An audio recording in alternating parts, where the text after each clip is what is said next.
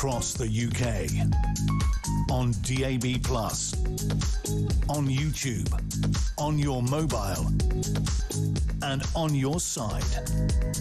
This is Talk.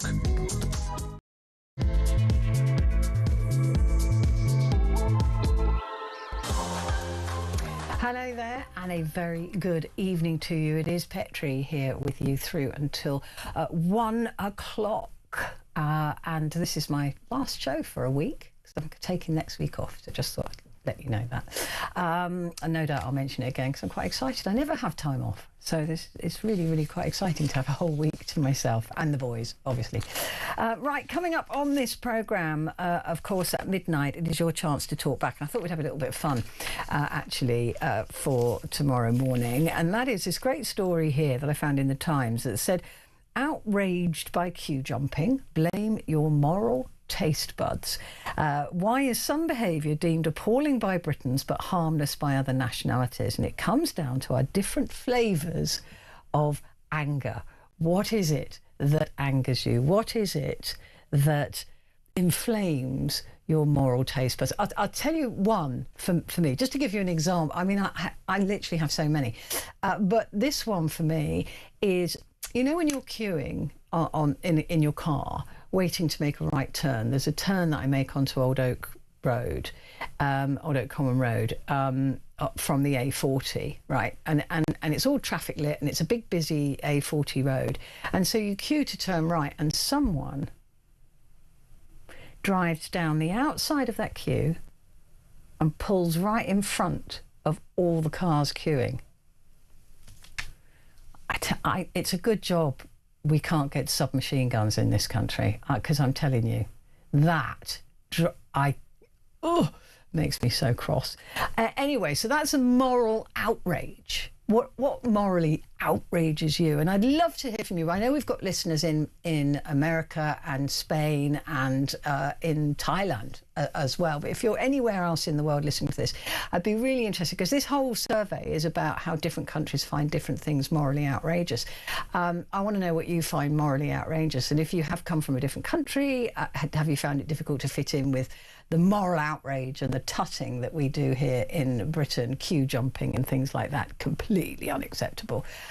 So give me a call on this. We're just going to have a little bit of fun with this at midnight. So tell me what outrages you. What moral outrage can you not stand? Maybe it's somebody, I don't know, using Marmite or buttering toast the wrong way, or whatever it is that annoys you. Give me a call. 0344 499 1000. Calls are charged at the National Rate, but we do call you back. And text the word talk and your message, please, to 87222.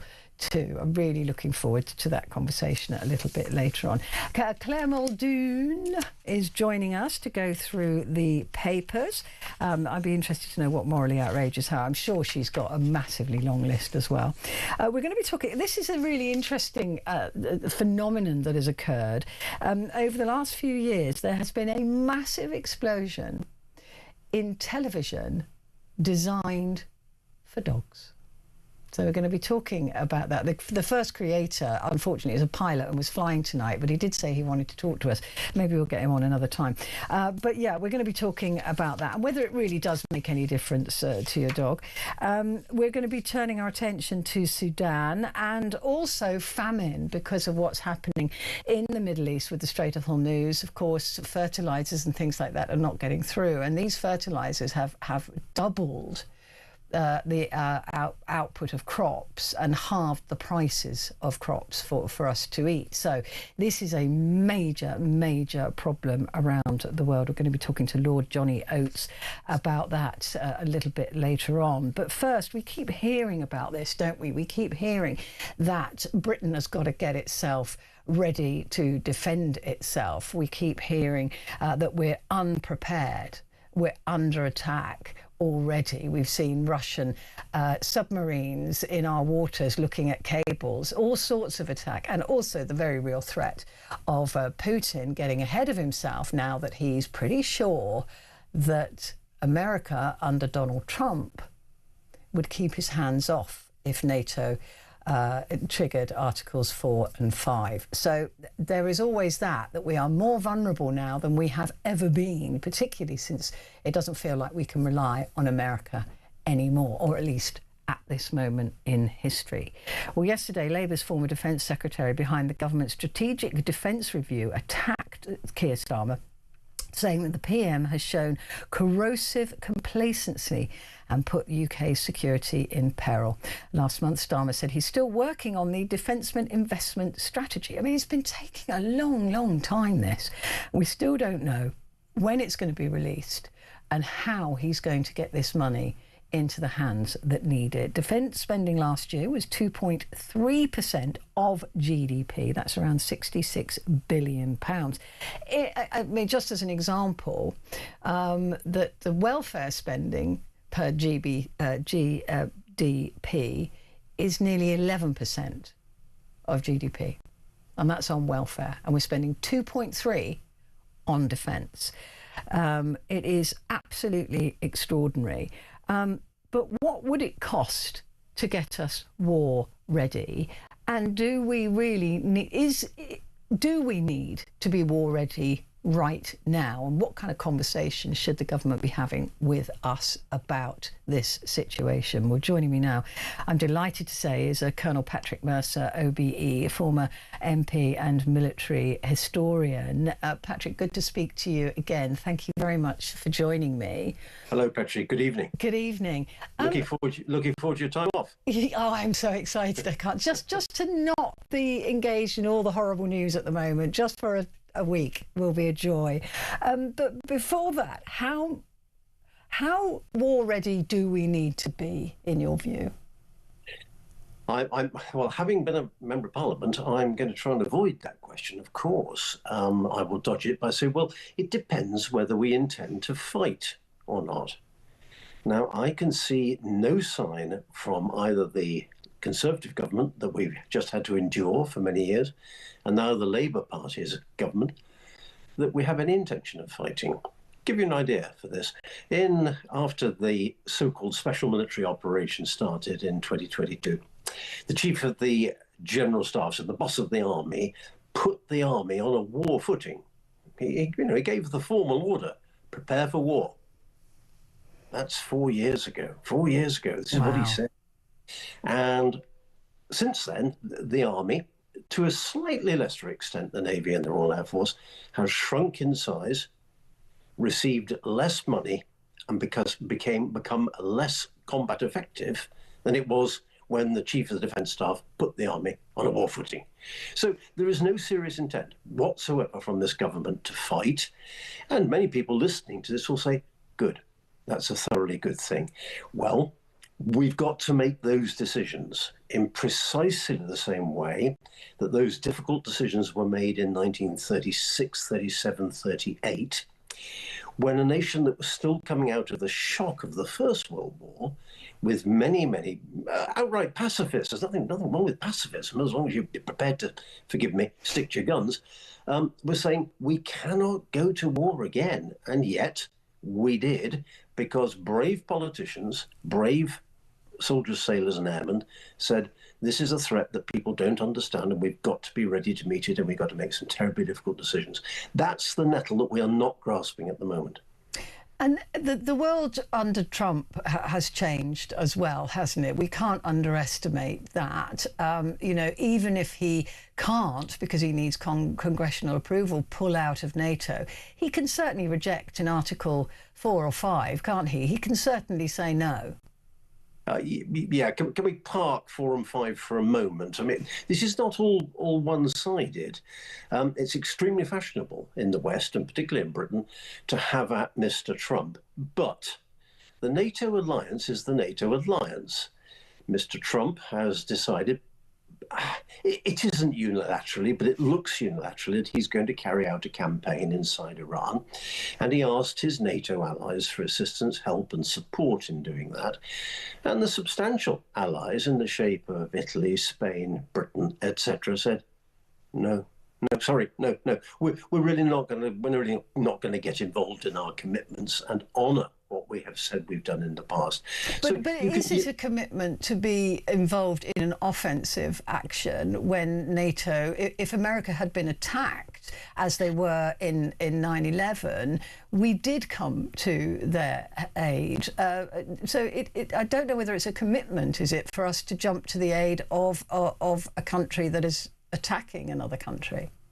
We are part of an alliance which has stuck together, sort of, through difficult times.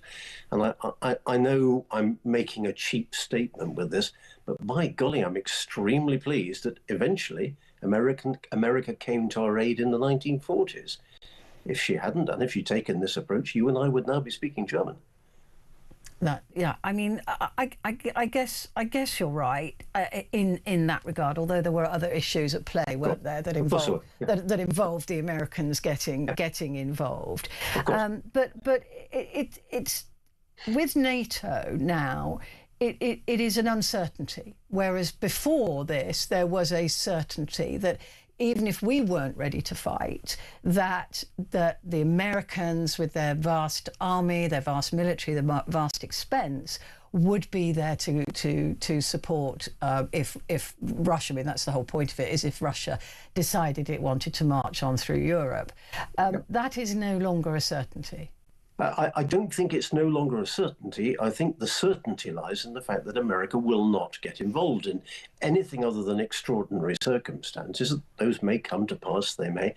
But Mr. Vance has said quite clearly that one of his most things of which he is proudest is that since the American election, that America is now no longer sending money to Ukraine.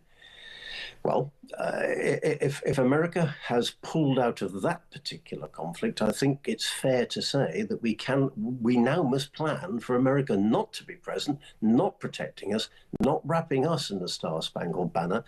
And brutally, frankly, I would say, well, we should have seen this coming. We shouldn't have allowed ourselves to get into the parlous state that we've got into now, which, if I harking back to the historical element, if you look at to see what Britain's defences were in before the Nazi threat came into being in the early 1930s, we were immeasurably stronger proportionately than we are now. The job of bringing us back to war readiness is much greater than that which it took from about 1937 onwards.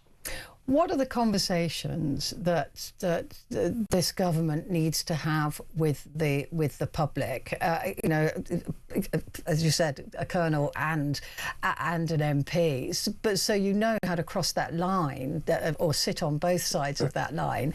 What is the conversation that needs to be had with us right now about getting war ready? Because a lot of people say, well, there is no war. Where is the war? Where is the real threat? What is really happening? Sure. And so they might begrudge cutting welfare or cutting other things in order to do that. So what needs to be said, do you think? Well, I think a very clear decision needs to be made now by the current government as to what they're going to do, whether they intend to fight or not. Sorry, I've said this already. The Secretary of State for Defence, very bravely, and to my and others like me, our admiration, John Healey said, Great Britain's armed forces are not fit for purpose. They cannot fight a war. He said that. That's the Secretary of State for Defence. That's about 2 years ago now, 18 months, can't remember. But since then, nothing substantive, Petrie, nothing has happened except that our armed forces have got weaker. So we need to be clear. The government, the Prime Minister has got to face down his backbenchers, those who are pacifist by tendency. And again, I don't say that disrespectfully, but the decision has got to be made. If you can't back me as a Prime Minister who is preparing to carry out his sacred duty, I'll say it again, his sacred and primary duty of protecting the country, backbenchers, if you can't support me, you've got to resign the whip. You've got to. You've got to get on board with that. Or the Prime Minister says, I'm not going to do this either. The Labour Party will not take this country to war under any circumstances. And there's all sorts of levels which can be implemented. But just say, we're not fighting. To all intents and purposes, we're not involved in this war. It's not our war. We won't get involved. We will become neutral in this. But what if it is our war? Well, if it is our war, then we've got to get a grip of ourselves. Yeah, because if it's a war on Europe, that's a doorstep away, right, from being a war on Britain. Of course.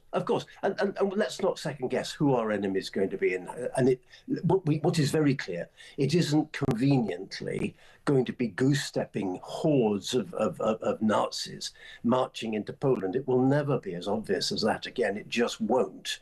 With black hats and white hats and good guys and bad guys. It ain't like that anymore. No.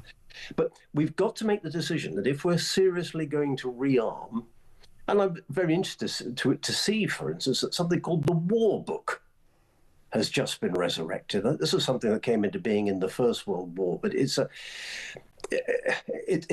politico-military doctrine for how the country is prepared broadly for total war. So it's not just about bombs and bullets. It's about whether women, for instance, will be conscripted into combat arms, whether men will be conscripted to be sent down the mines. Men and women these days will be sent down the mines. In other words, turning butter into guns.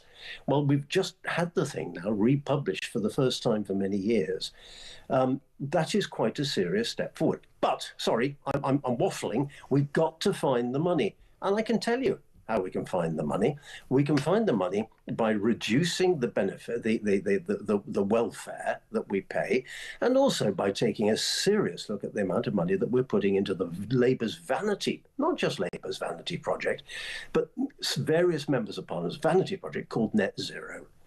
Now, really, is that money that's being spent on net zero really necessary? Does it work? I'm deeply sceptical about this. Even if the need exists, there is a more pressing need, and that is keeping the wolf from our door, making sure that we continue to be Britons and that we continue to have a sovereign country, because there are those out there who hope that we're not going to be in very short order. What is needed militarily in order to make us war ready? Well, as an ex-soldier, I will immediately say highly effective, capable, numerous and properly equipped Navy. We've got to have a Navy. We are an island race. Secondly, now here we come. This is deeply contentious stuff. Our armed forces have got to start thinking again like warriors.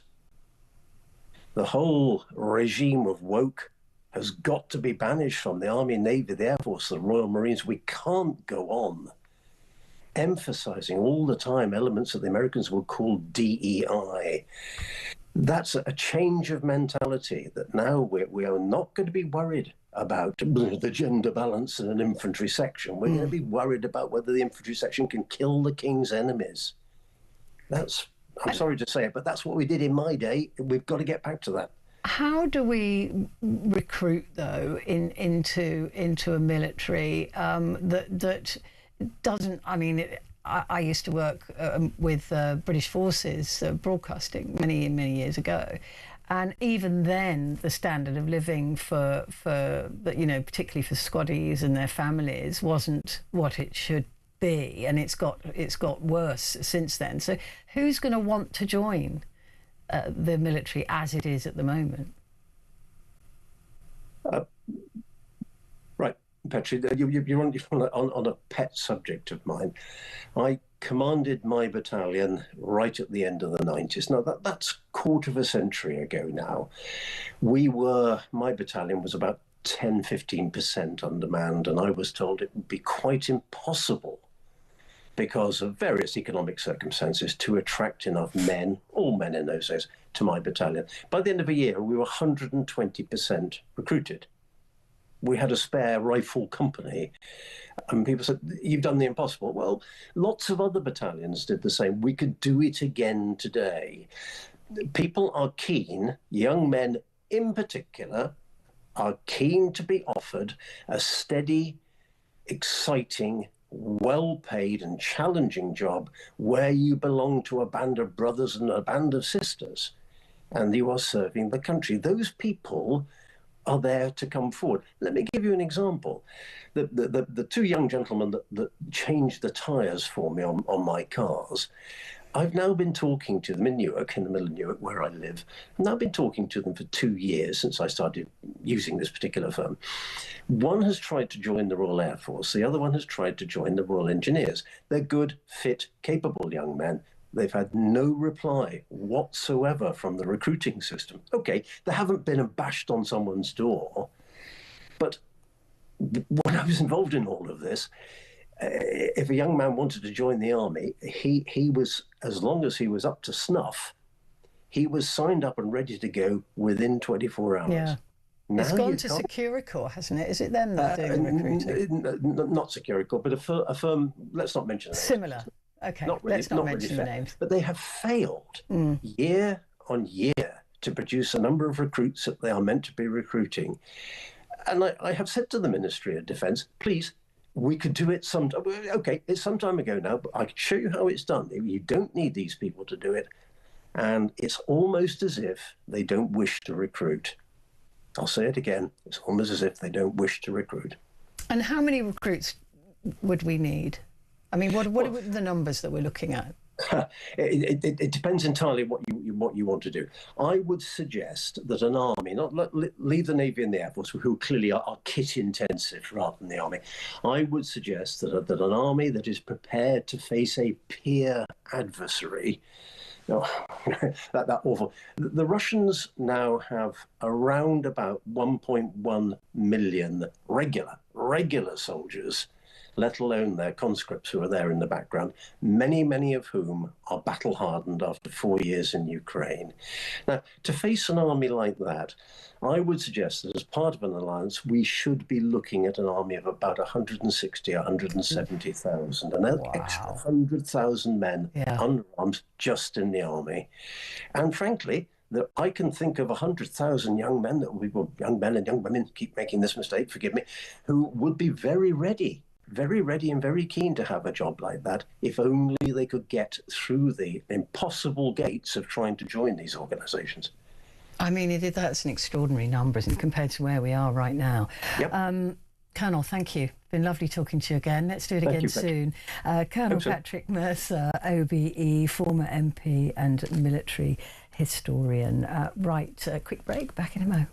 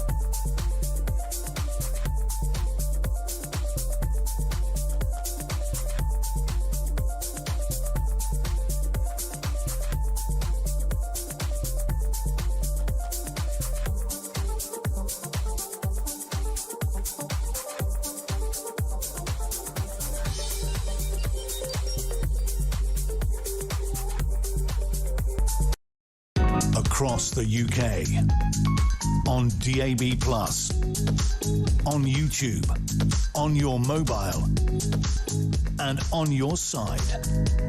This is Talk. Hello there, this is Talk, and it is Petrie here with you until 1 o'clock, and I want to know what morally outrages you. What is it that really makes your blood boil?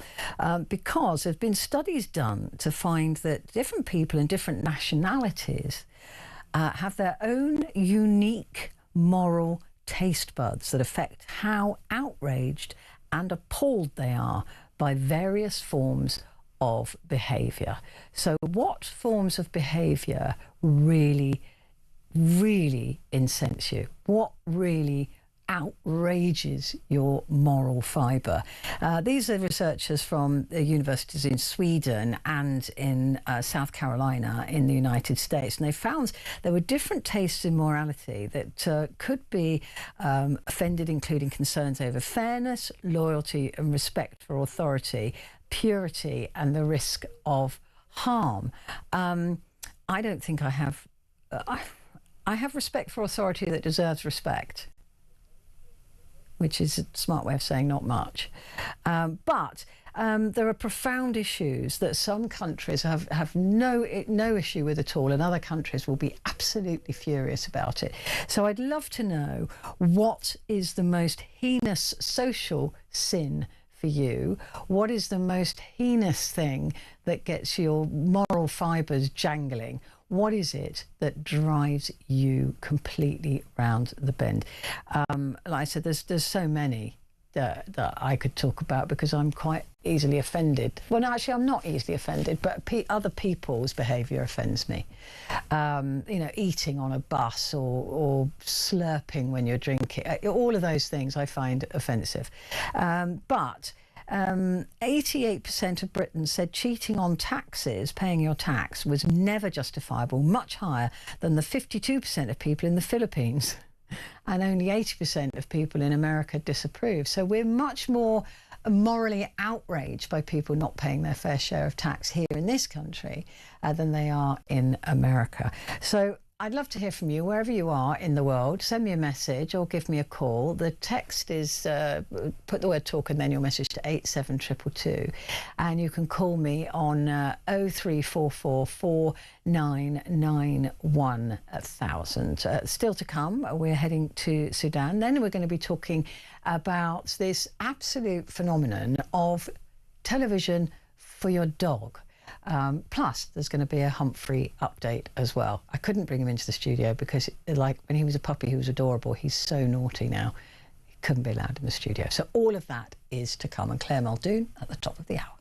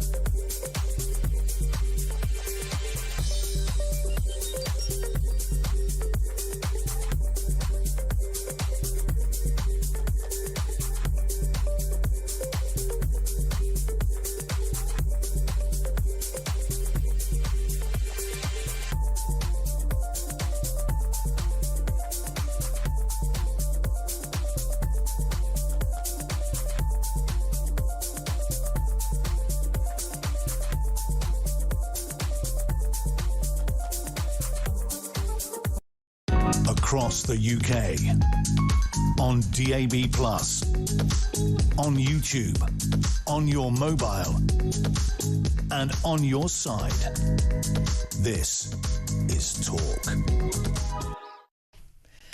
Hello, good evening to you. It is Petrie here with you until 1 o'clock. And we always talk about the wars that are going on at the moment in the Middle East and, of course, in Ukraine.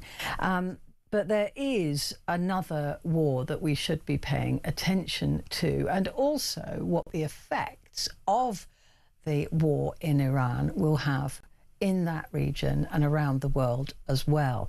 It's Sudan. The devastating conflict between the Sudanese armed forces and the rapid support forces. The country remains the site of the world's largest displacement and humanitarian catastrophe. Estimated deaths have exceeded 150,000, with 14 million people, a quarter of the population, who are displaced and forced from their homes. A historic hunger emergency now impacts nearly 29 million people, with most facing acute insecurity, food insecurity and famine confirmed in regions like Darfur. The Foreign Secretary, Yvette Cooper, was talking about this a little bit earlier on today. I think if you look at the number of people who have been killed, the scale of the sexual violence being used and the number of people facing famine, you currently have, I think, millions of people in Sudan who continue to be at risk of famine, equivalent really to the scale of the population in London. And so that scale of the famine, that scale of the number of people being killed, I think does need more focus. So that's Yvette Cooper, the Foreign Secretary. In the UK is taking place in a major international conference in Berlin about this conflict. But it's also the famine fears. So we're seeing famine in war-torn countries like that. But because of what's happening with the Strait of Hormuz and with countries cutting, like America cutting their US AID and the UK cutting its overseas budgets, famine is affecting more and more people. But the biggest issue right now is the fertilizers not getting through the Strait of Hormuz, which could lead to an enormous problem with famine coming up in the next couple of years. Well, here to discuss all of these issues with me is Lord Johnny Oates, who's CEO of United Against Malnutrition and Hunger. Good to talk to you. Thank you very much indeed for joining me.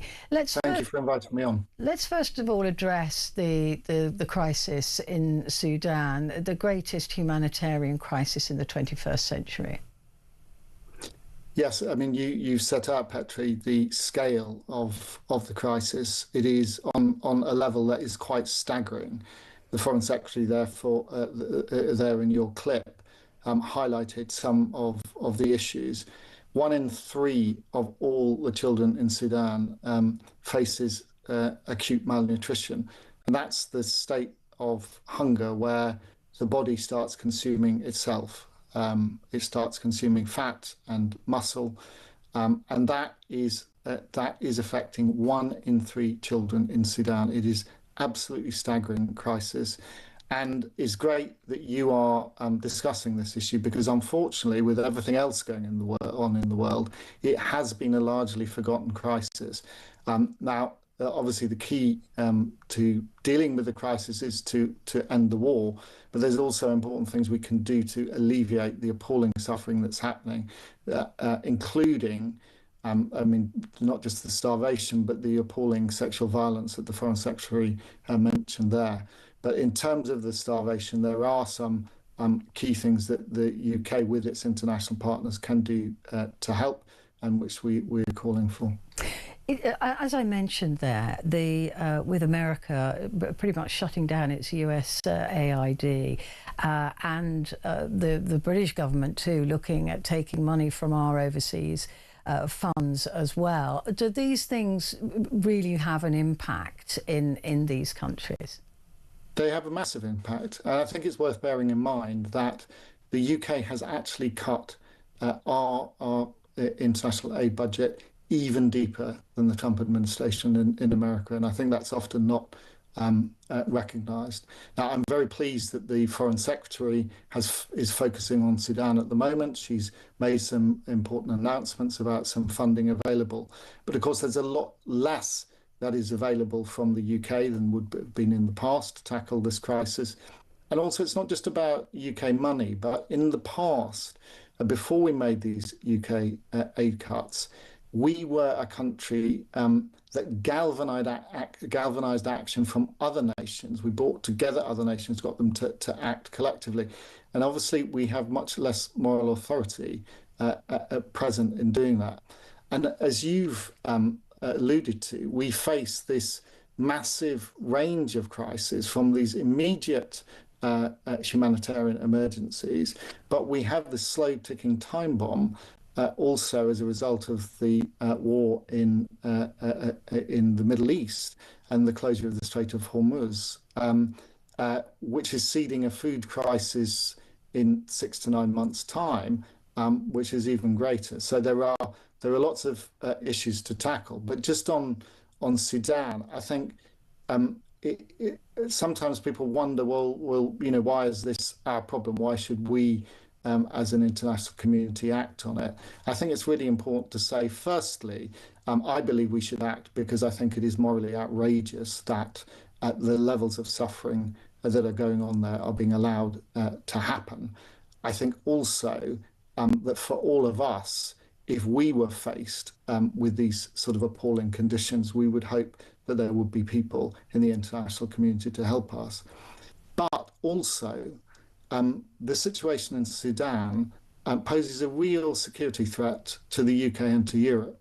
As Mo Ibrahim, the Sudanese business person and philanthropist, argued earlier this week, if Sudan is allowed to collapse completely, we will have an arc of instability that runs from the Atlantic through the Sahel, across all of that part of Africa to the Red Sea.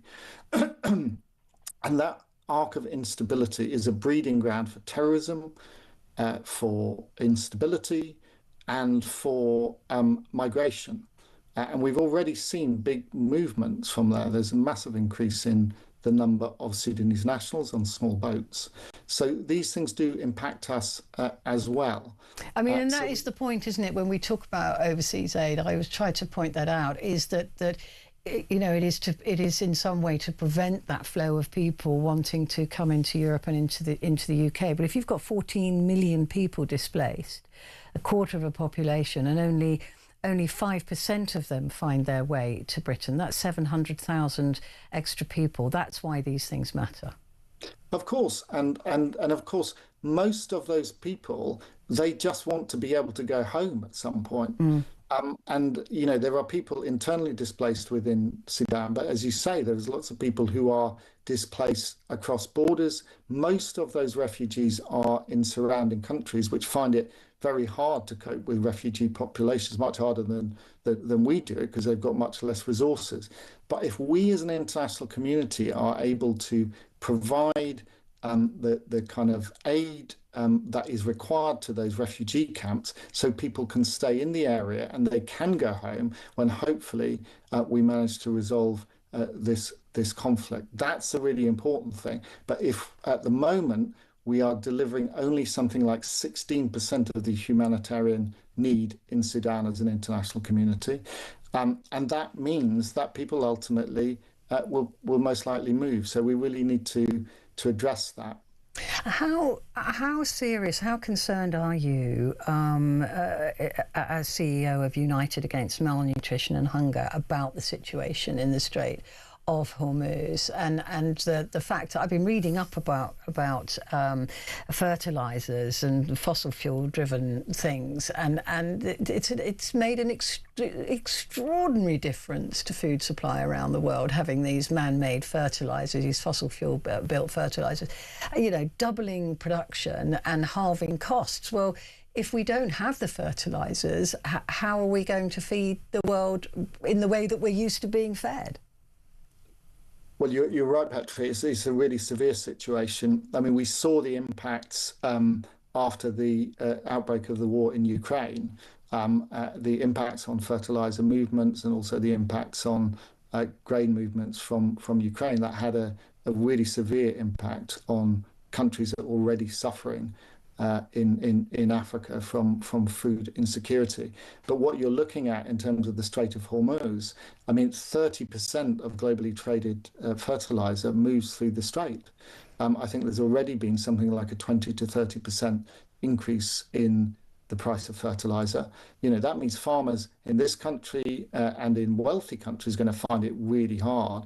But in parts of East Africa, they're going to have to make planting decisions in the very near future. And they're hugely dependent on to produce the numbers of crops that they need to produce. Absolutely, it's transformed crop production. So, what we are seeing is a food crisis, 9 to 12 months away, being seeded now.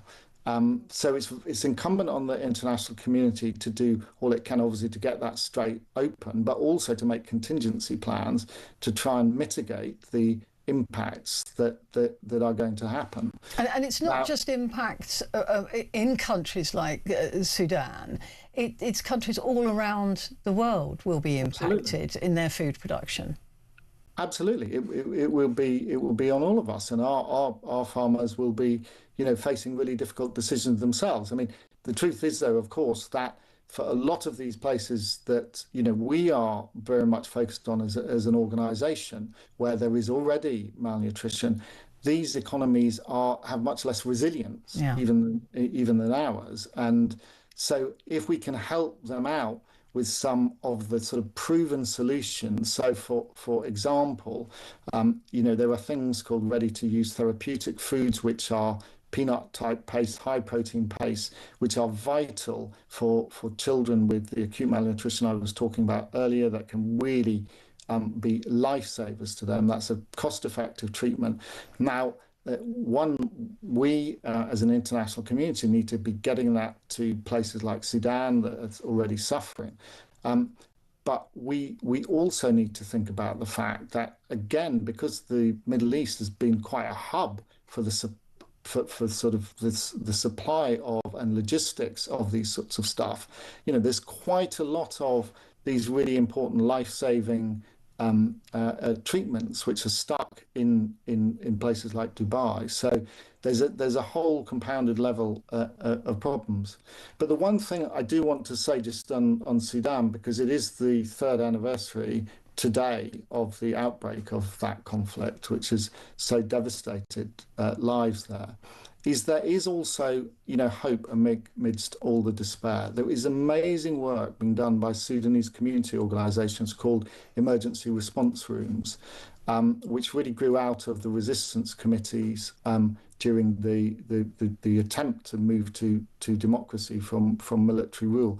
They are showing unbelievable courage in serving their fellow Sudanese, in evacuating people from dangerous areas and getting food to them, etc. I was delighted to see that the Foreign Secretary has announced that we will be directing some of our aid to those people on the front line. So I think amidst all the very depressing news, we should always remember that there are amazingly courageous people who are out there putting their lives on their line, and if we can help them do that, that will have a massive impact. Good to talk to you. Thank you very much indeed. Lord Johnny Oates there, CEO of United Against Malnutrition and Hunger. Quick break, back in a sec.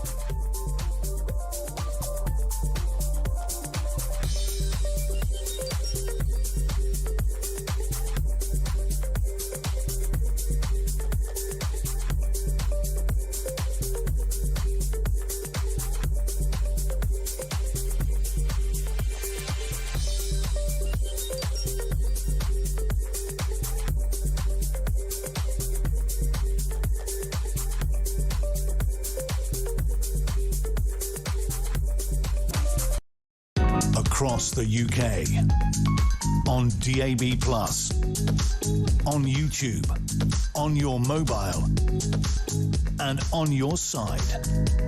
This is Talk. Hello there, and a very good evening to you. This is Talk, and it is Petrie here with you until 1 o'clock. And just a reminder that coming up at the top of the hour is the Muldoon. She will be joining us to go through the papers. Well, I don't know about you, but if you've got a dog, then you probably already know about this phenomenon. If you haven't got a dog, there's no reason for you really to know about it, except that it's just really, really interesting.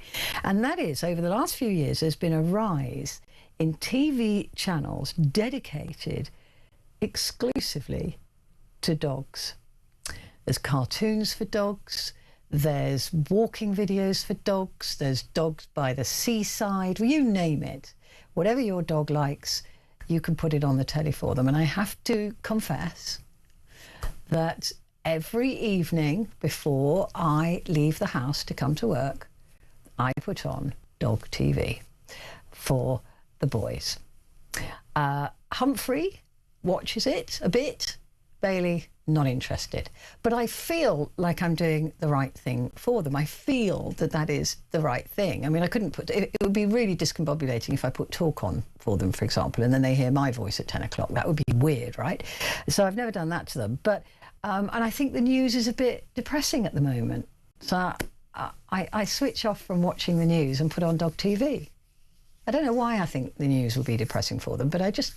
You know, the trend has been studied now with a large survey of more than 1,200 dog owners, and its findings may surprise you. Dogs are more likely to watch than cats, for example. Cats are just not watch it just to spite you, aren't they?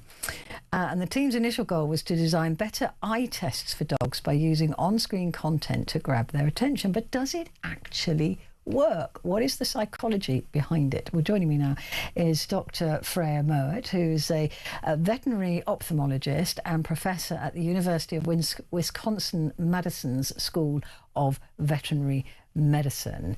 Dr. Freya, good to meet you. Thank you for joining me. I'm one of those that, as it says there, barking mad, that I think that television is going to keep my boys entertained. Am I completely lost the plot?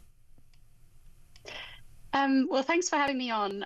I guess my first comment there is that we didn't come about this research with the goal of asking about what telly does for dogs. It sort of came as a secondary question. I'm a veterinary ophthalmologist, so I do eye research, and I'm very interested in vision in dogs. So we started to work towards a vision test because the ability of our human abilities to test vision are quite limited. So we did manage to ask some questions that were interesting from a psychology perspective. So firstly, we didn't actually compare cats and dogs. We actually asked dog owners what dogs like to watch. So they like to watch dogs more than cats. So they're quite species specific, a bit like humans. So I kind of liken it to soap operas for dogs. You know, if you put dog TV on, maybe they're actually watching the sort of storyline more than you would imagine. They really, really heavily watch dogs on TV compared with anything else. But animals win, so other animals are also interesting. It's not like they don't watch anything else. They like broadly most animals, but dogs won by a long way in terms of owner perception. And then below that, you know, dog sports. There's ball sports. If you've got a retriever, they really like watching, you know, tennis and soccer and that kind of stuff. So yeah, we did find some really interesting things. And Humphrey, I think, is young. Correct? Yes, he is. He's a 1 year old now. Yeah, so young dogs watch more than older dogs is the other thing. Yeah, so Bailey's older. He's 12. Yeah. Yeah, there you go. So that played out in the 1,200 people that responded as well. So we don't know whether that's because they don't see it as well, because obviously our vision declines with age, which is something I'm really interested in, or whether it's just because they realize it's not real, you know, and that's the peace side question is how much of this is I can't go play with the dogs, so it's not quite as fun. Well, I'm always intrigued when I'm told that dogs see in different colours and they see blues and yellows better than they see. How do you know? How do you know what they see? So there's been some seminal research that wasn't done in my lab at all, but really beautiful dog psychology experiments that were done, asking pet dogs to navigate towards certain colors. So the visual psychology has been tested, but also people have looked at the proteins expressed in the back of the eye of dogs versus other species and really gone down into the biology of it as well. So there's actually a lot of data to suggest not only is the biology there where they can see the blues and the yellows and the browns compared with our three colors, but also they then psychologically respond equivalently. So it sort of makes sense from a psychology perspective as well. So, yeah. I mean, it does really interest me that I would love to see through my dog's eyes just for a moment. I'd love to be in their brain just for a moment as well, to know what they're thinking. But with the television, a lot of people, of course, if they've only... I had one dog for very many years, and I was always concerned about him feeling a bit lonely and a bit... I think he just slept, to be honest. But... I was always concerned about... I'm not so concerned now that he's got annoying Humphrey. But does it help with stress? Is there any way to know whether putting on television, or specifically dog television, would help with separation anxiety? That's a really great question, and not something I can specifically speak to, except that we ask the owners what their dogs do in response to TV. So most people are sitting there with their dogs while the TV's on. We see a lot of excitement behaviors, so a lot of barking, whimpering, running towards the TV, looking around the back of the TV to see where the thing left. To me, that isn't necessarily calming. No. So I at the end of the paper, the abstract at the beginning of the paper, I did sort of provide a tiny cautionary tale, which is each individual owner really should be putting a bit of time into observing their dog, watching, because dogs especially, I mean, you can have a range of behaviors in reaction to other dogs that isn't the same. You see a German Shepherd that's growling at you, that creates a different set of behaviors than a little... friend dog that you see every week and you love, so just because dog TV is presenting a variety of dog content doesn't mean that all of that content is enjoyable. Just like we get to change the channel when we watch a soap opera that we're not enjoying, or a scary movie that we get scared by. True. We can change the channel, whereas the dogs can't. And there are some researchers looking at this. So there's a lovely researcher over in Glasgow who has been looking at, asking dogs what they actually want to watch, so they get free choice, having them change the channel even, and there's so much work to be done in that space. That's amazing. Yeah, who knows? I mean, Humphrey changes the channel when I'm watching the news, but that's usually because he's grabbed the remote control. So it's got nothing to do with choices. It is a really interesting field of study, isn't it? Because a lot of people do rely on their dogs. They are the emotional support creatures. They are the family. Their family. And I believe the law's even changing now so that it would be considered a family member rather than a belonging. So it is research that is worth doing, right? Because so many people have dogs. Absolutely. And it tells us not just about behavior and welfare, it also supports our understanding of biology and comparative biology and aging. My research program focuses heavily on visual aging, and what better species to study than the animal that sits on the couch and is exposed to the same things as us every day, all day, and ages in parallel with us. So yeah, there's so many reasons to look at dogs as really useful sentinels for what might be going on in us as humans. Dog glasses in the future? Some people do it already. If you've got a competition dog, you can actually get specialized contact lenses. I've not done it myself, but if you have a dog in theory that has a refraction, needs glasses, you can actually get that done. Yeah, because Bailey's starting to get cataracts now, bless him, the older dog, but he's got Humphrey to guide him. Listen, it's been a real pleasure talking to you. Thank you very much indeed, Dr. Freya Mowat there, who is a veterinary ophthalmologist and professor at the University of Wisconsin-Madison School of Veterinary Medicine. And talking of Humphrey, it was exactly a year ago that I brought him in as a puppy. Do you remember? I'm sorry if you're listening on radio, but there are the cutest pictures. Why isn't he like that now? So that is Humphrey as a puppy. I think he's sitting on my shoulder there, and he really was an absolute delight and beautiful. So that was him.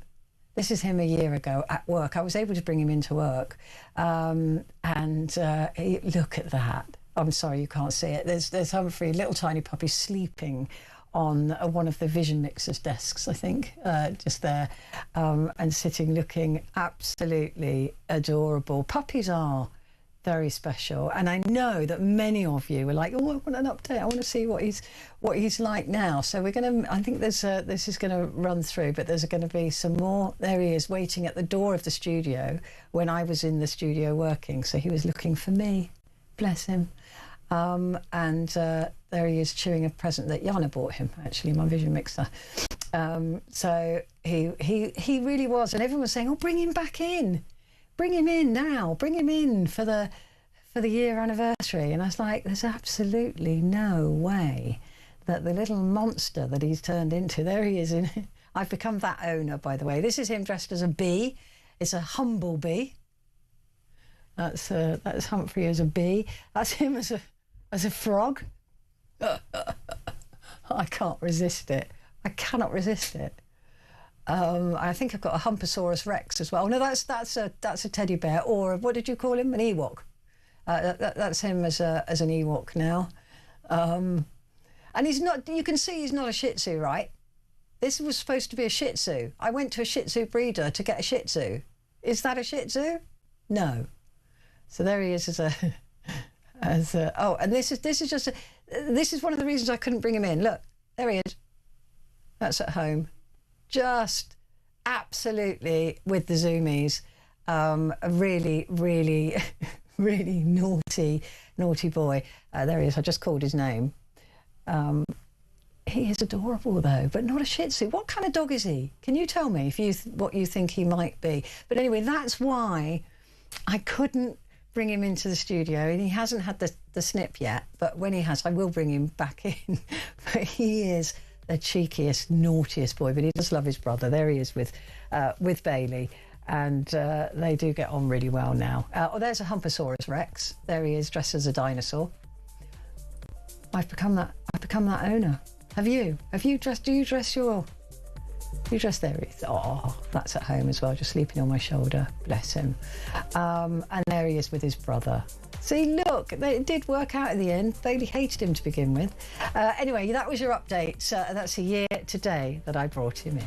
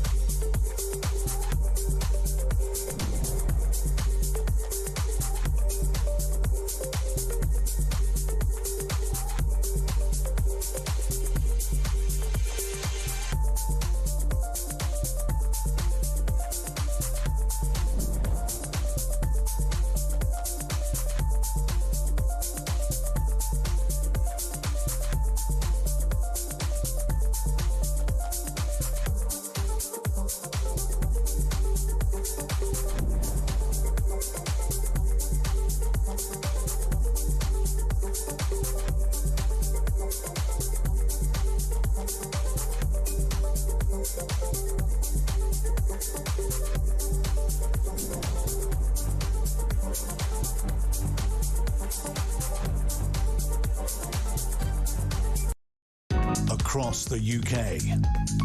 On DAB+, on YouTube, on your mobile, and on your side. This is Talk.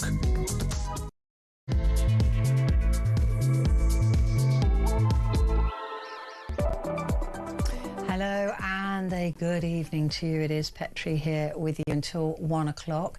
And coming up at midnight is your chance to talk back. And I thought we'd try and find out what morally outrages us. Because apparently different countries have different moral outrages. Ours are usually the usual ones. I think probably queuing is Britain's are well known. We're well known for that, aren't we? Just being morally outraged if somebody tries to jump a queue, whether it's in person or in a car. I hate you. I hate you when you do that. When you drive down a row of cars that are waiting there patiently and you pull in front of them in order to turn right. That is disgusting behaviour. Nobody thinks you're big or clever. That really does outrage us. And as I said earlier, I'm just glad there are gun laws in this country, because otherwise I would lose it over that. But queue jumping, dodging fares, not paying your taxes, different countries have different views on what they find morally outrageous. So I am on a mission to find out at midnight what it is that morally outrages you, what really jangles your nerves, what is it about the world today that really gets your goat. There is honestly, I could literally talk from now until 1 o'clock further on the things that morally outrage me. It usually begins and ends with other people, to be fair. But I'd love to know what morally outrages you. So moral concerns that are quintessentially British. Queue jumping is regularly cited as a particularly heinous social skill. If you remember when Holly and Phil jumped the queue to visit the Queen when she was lying in state, the country went mad over that. How dare they jump the queue? It was a big thing because people were queuing for hours and hours and hours, right? So it is one of those things. Cheating on taxes. A lot of 88% of us in Britain think that that's morally outrageous, whereas only 52% of people in the Philippines think that's bad. Social norms shape our daily lives, from rules about honesty and fairness as to whether it's acceptable to laugh at a funeral. How would that be acceptable? I mean, I suspect we've all stifled one or two, because I always want to laugh in places where I can't laugh. But, you know, it's never acceptable, surely. Anyway, I want to hear from you. Give me a call, 0344 499 1000. Those calls are charged at the national rate, but we do call you back. And text the word talk and your message to 87222. I'm already getting some absolute Bobby Dazzlers coming through on the messages, so please do get in touch and tell me what morally outrages you. And that's going to be at midnight. Get your calls on the board now. But joining me now is the wonderful and fabulous Claire Muldoon. Hi, Petrie. How are you doing? I'm very well. How are you? I'm really well. Good. You look well. know, I'm afraid I'm one of those drivers that doesn't queue. Like, yeah. What? Because life is just too damn short. But I'll tell you what really gets you. my goat. Wait, whoa, No, whoa. No, listen. You will drive past a queue of people doing the right thing and pull in front of them. Yeah, I have done that because it's just ridiculous. Yeah. I'm utterly shocked. No, I don't drive in London now. Well, that's just as well. I'll tell you what really gets my goat. What? When you're waiting for a bus, right? Yeah. And you instinctively look at the people that are there, so you know where you are in the pecking order. Yeah, there's not right? even a proper queue, but you know there's a queue. You know exactly where you are. Yeah. And then someone who just saunters up, hauls the bus, and then that really gets me. That's how I feel about drivers like you. And children who sit on seats. In Oh, public yes, transport. you are outraged by that, aren't you? Especially the little ones. Oft. Appalling. Well, do you have a long queue, a list of things that, on a daily basis, will absolutely... Well, no, because life is too short, and one really mustn't grumble about the things that are out with your control. And I've got one magpie that keeps flying past my place here, and I hate seeing it. And no matter what time of day it is, no matter what day it is, it flies past. Do you salute it? It really upsets me. No, I just count to 10 backwards. Oh, is that a Scottish thing? Because it's a Cornish thing to say "Morning, Mr. Magpie" and salute them to push away the bad luck, because there's one for sorrow, because one for sorrow, mate for life, don't they? Yeah. I either try and see what the second one is. Still waiting. C'est la vie. C'est la vie. Maybe it's trying to tell you something. Well, exactly. Don't cut in for drivers. Yeah, don't ever. If you see somebody sitting there in a little Mini, don't even try it. Yeah, I mean, I think that I do. I'm outraged by squirrels, and I'm also outraged because they're audacious. How are your backlights? Have you replaced them? No, they're not good. They're really not good. Every time I put up lights, they get taken down by squirrels. So I'm outraged and out of pocket. So it's going to be a dark summer's evening round at mine with no lights on. And I'm outraged by foxes as well. I'm outraged by them. We need a bit of an urban cleanse of our urban foxes, I believe. There's so many of them. Yeah. And they absolutely stink. They're vermin, in my view. Yeah, they absolutely stink. They're clever foxes, They can open up these food waste bins now, and they can do all sorts of damage with them, notwithstanding the numbers of nappies and everything else that rings around, and dog poo bags hanging from trees. Yeah, that outrages me as well. People not taking it home with them or finding a bin. There's plenty of the vandalism that's happened up in Hadrian's Wall, with dog walkers just stuffing the dog poos and excrement in the crevices between the bricks. I mean, if you're in the countryside, like walking along Hadrian's Wall, you might as well just leave it to just rot or flick it into the trees. That's what you're meant to do in the countryside. Well, that's true, but there are walkways there. You just can't just flick it.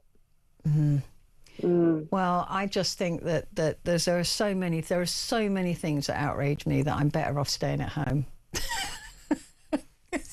It starts and ends with other people, like not picking up after their dog properly, like you said, just dumping the poo bag somewhere.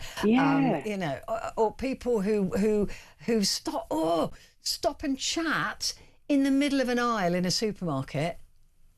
Don't even do that. And there was a woman the other day, I went into a shop and she had her trolley across the aisle, was completely oblivious to everybody else. And I had to do the usual, excuse me.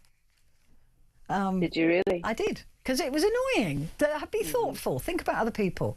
Or when you've got people, when you're on a commute, right, and you've got people who just stop. Yeah. Just stop in the middle of either the pavement or when you're running for the escalator, they just stop. Groups. What's that all about? Groups of tourists leaving the underground and standing in a massive group at the top of the stairs. Yeah. Like I said, it's a good job there are gun laws. I mean, I am telling you, because that there are so many infractions against people in this country, in this town, actually, in London, is because it's so busy and so full. I made reference to this the other day, actually. You remember that Michael Douglas film, Falling Down? Yeah. Where Michael Douglas just walked out and he's just having such a bad day and he just loses it. I think we're all teetering on the brink of that at the moment. I do think it's getting worse. I know I am. It really is. I'm getting more and more cantankerous as I get older and less tolerant of other people being really selfish. But chatting, two people chatting in the middle of an aisle in a supermarket with their trolleys as well. It's like a blockade. I can't. Or people in it's like the streets buggies. of Vermouth sometimes. Yeah, it is. It really is. But got to get through. People with buggies. Wow. Women in Chiswick particularly, which is your neck of the woods, isn't it? Walking 2 or 3 abreast with their buggies. With the coffees. And it looks like a tank, a future, a forward attack from some kind of brigade. Or from some kind of armadillo. Back in the day, we had a what was that brand? Silver Cross buggies and things like that. They were, basically 4 wheels and some sticks and a wee seat. Yeah, they were nothing, and they folded to an umbrella. Yeah. In fact, they were really awkward, but they folded down to be sort of umbrella size. Now they're the size of a small car. Yeah, an armadillo. And the mothers refuse to move because it's their God-given right, because they've borne a child to take up the whole of the pavement. That's what annoys me, is their attitude. Gets my goat. Anyway, got a lovely picture here. This is Kelly. It says, "Hi Petrie, I love your show. I think that Humphrey might be a cavapoo." That's interesting. How is that possible? It's a beautiful little dog. Oh my goodness, this is Louis. Very pretty. That's actually Humphrey on the screen. No, that's Humphrey. That's Humphrey. Your dog. Yeah, but and that's your dog. That's Hump. But this one is it could be a. How can I get a cavapoo going to a Shih Tzu breeder? How does that happen? I don't know. It could only happen to me though, couldn't it? Really. But did you not know when you were picking him up that he wasn't a Shih Tzu? Well, he looked like a Shih Tzu. He looked like his mother, who was a Shih Tzu. And there were lots of other Shih Tzus there. And I just thought, the cream one's quite nice. I'll have that. And he was actually the most friendly and annoying and immediately went up to Bailey. So I thought, I'll take him. Got him home, realised, not a Shih Tzu. Did you contact the breeder? No. I mean, I'm not going to hand him back, am I? No, but still, not after a year. But, I mean, the amount of money he cost me for a purebred Shih Tzu. Complete joke. Really not. What's your vet said? Rip-off. Not a Shih Tzu. Rip-off Britain, Petrie Hosken. Yeah, I was ripped off. Wow, I think there might be something in this. I think you might be able to have a new show. Yeah, I think so. Rip-off dog. Rip-off dog. I mean, he may well have been born to the same bitch, but have a different father. I mean, that does happen with dogs. So it is entirely possible that But he doesn't look like a mongrel. He looks like a pure breed of something. Yeah. Well, what? Who knows? Who knows? Definitely not a Shih Tzu. On that note, we'll take a quick break, Claire, come back and look at the papers.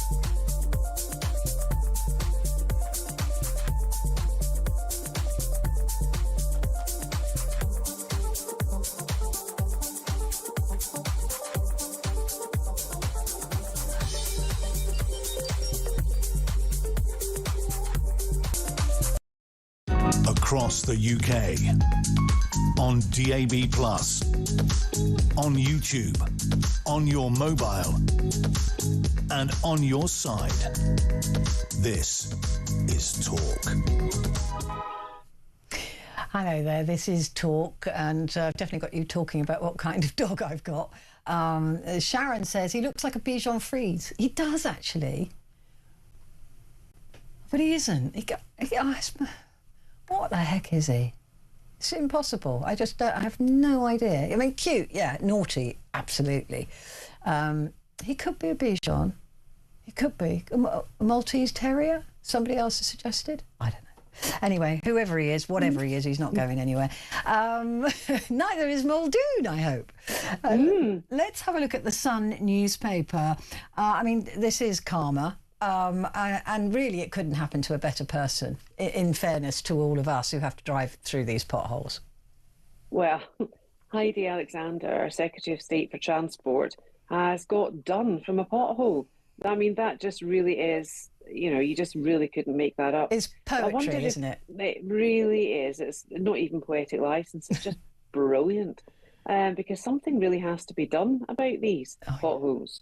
I mean, they are endemic. They really are in most roads. And, some people might say it's because of the weight of electric cars. They have forced the grounds and whatever, but they're not only a danger to cars, to drivers, they're also a danger to cyclists in the dark. Oh, massive danger, yeah. And that is that's quite a big human danger and human risk. Because I've got many friends who unfortunately are cyclists, and if they are cycling at dark, especially to mine, and might want to be cycling home, it's incredibly difficult for them, even with lights. How do they cycle after they've had a couple of bottles of Malbec? Well, I know. Well, I tried that dangerous. once. It's very, very dangerous. It's not from mine, not from yours, no. But in the days that I used to cycle, yeah, very dangerous to cycle drunk. It's impossible. Yeah, well, but what do you think she's going to do about it? Do you think she's actually going to affect any change? No, because as usual, what they're saying is we give councils enough money to spend on potholes. But the thing is that, did you hear what happened in New York with the new mayor of New York? Mandani, what's Mandani? He did, because New York was absolutely worse than London for potholes. There were thousands and thousands and thousands of them, and there were these huge contracts that New York took out with companies to go and fix these potholes. And of course, the profit they were making was absolutely ridiculous. So Mandani decided that what he was going to do was appeal to small companies to go and fix potholes, and instead of a contract, they got paid per pothole that they filled in. On one day, one Saturday, a couple of Saturdays ago, they filled 8,000 potholes across New York. Gosh, that's impressive. And the bill for it was way lower than the big companies were quoting with their huge profit margins. So, but would they have had to have closed roads and things like that? I mean, it was a Saturday. I don't know what the rules are, but no, if you probably don't have to close a hole. It depends where the pothole is, right? But they were able to if they've documented it, they got paid per pothole. Amazing. And the small companies were absolutely thrilled. They made a good amount of money, and New York wasn't wasting its money on these big contracts. And I tell that story because I think that there's something in that. Yeah. That Mamdani's just gone, right, well, first of all, I'm giving work to the smaller companies. Great. Perfect. Let's feed these families. Let's get these people working. Yeah. And second of all, these big companies who sit on their backsides and say, oh no, we've got to close several roads and we've got to do this, this and this, and never get around to it and charge an absolute fortune because they want to make a huge profit, they were off the table. I just think it's a brilliant idea. Well, call me naive, but I used to think that road users that paid car tax, some of the car tax actually went to maintaining roads. It used to, didn't it? It used to be called road tax, and now it's called vehicle excise duty, which is massive. It's a huge amount of money now. But yeah, I mean, I don't suppose it'll make any difference to her whatsoever, but or us. Sadly, but I just think that we've got to, like Mandami is think outside the pothole. Outside the hole. Yeah, just start thinking about different ways that because doing the same thing over and over again and expecting a different result is a sign of madness. The definition of madness. Absolutely. Let's have a look at the Times newspaper. The UK facing a summer of shortages on the shelves. This is absolutely fascinating, not just because of the Strait of Hormuz, but actually the climate zealots are having an effect on food supply because CO2 is good for plants. And we need it, and for slaughtering of animals. Yeah. Britain could face a shortage of chicken, pork and other supermarket goods this summer if the war in Iran continues. Officials have drawn up contingency plans for reasonable worst-case scenarios. Fears grow the closure of the Strait of Hormuz will lead to a shortage of carbon dioxide, which is critical to the food industry. It's also all the fertilizers and everything else as well. I was talking to an expert about that a little while ago on this show. We really can't understate how big a deal this is, actually. No, it's a huge deal. It really is a huge deal. And these are leaked documents from a relatively recent COBRA meeting that shows that we are, we're going to be facing a summer of shortages on our shelves. And again, I believe, in my view, that's because we've removed most facets of farming and agricultural farming in this country. We should be able to be self-sufficient. We should be able to go from farm to plate more easily than we are doing. And why on earth can we not produce CO2 of our own, in order to sustain the slaughtering of the animals needed for people who eat meat, and for those that want a salad, most of us do, and have our fresh salads and our fresh fruit, etc., in order for it to have some shelf life, we need this gas in order to help that process. Yeah, I read a really interesting study, Claire, about food production and how the depletion of fossil fuels, like I was saying about so it's saying we need to get rid of fossil fuels because it will make the world a better place. Actually, it makes food way more expensive to cut down on fossil fuels. And you've got some countries where they were urged to grow organically, so to not use any fossil fuel-based fertilizers and stuff, and it halved their production. Countries that rely on rice, for example, they were urged to go organic, and they did go organic, but it halved their production, which of course doubles the prices. So we are reliant on these fossil fuels, no matter how much net zero we talk about, because that the human skill of creating fertilizers has helped us all eat better and cheaper.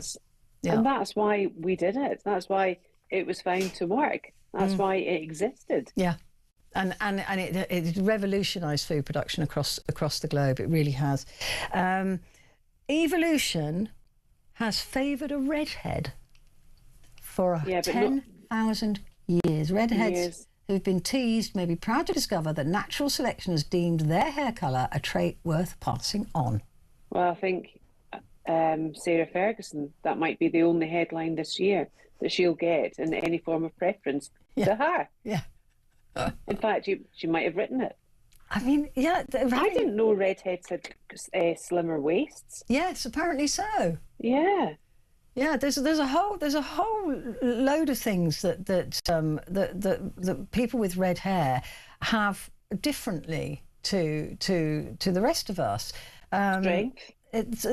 Scientists are unclear what survival advantages being a redhead may have, noting it's possible that the variants on the MCIR gene, which are linked to the hair colour and to lighter skin tone, may have brought other unrelated benefits. Yeah. So you can't take the mick out of redheads anymore because they're, there's obviously a survival trait there that keeps being passed on. Oh, but you wouldn't, because we're not allowed to take the mick out of anyone now, Petrie. I wouldn't anyway, to be fair. I like red hair. I mean, it's just it's a very interesting thing that this is passed on, this genetic trait, and it wouldn't be if it was of no value, right? Of course. I guess. Of course. I guess that's what we're saying about that.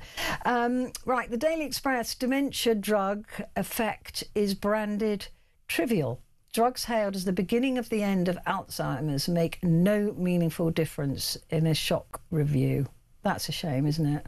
It is a shame, and that was picked up in another one as well, actually. I think there's all this hope. We've sent Artemis 2 around the world to see the dark side of the moon. We could roll out a COVID vaccination and get that to market in a year. And yet, we've known battles of dementia for years and years and years. And this new drug was hailed as the panacea for dementia. And it's not. The drug is hailed, it makes no meaningful difference. That is such a shame.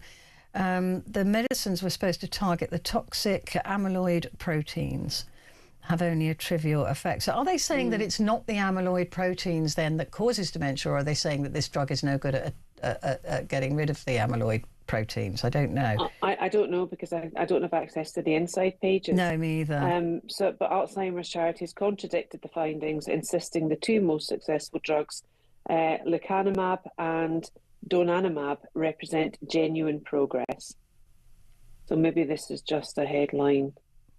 Yeah, I mean, look, maybe it is a case that in some people it makes a difference and in some people it doesn't, or it's a placebo. It doesn't matter. If it works, right? I mean, so if you are taking those drugs, don't stop taking them. No. Go and talk to a medical professional. GP or your pharmacist. Yeah, don't take anything that's said on a radio or television program as medical advice. Especially not from us two. Especially not from us two. Definitely no kind of advice.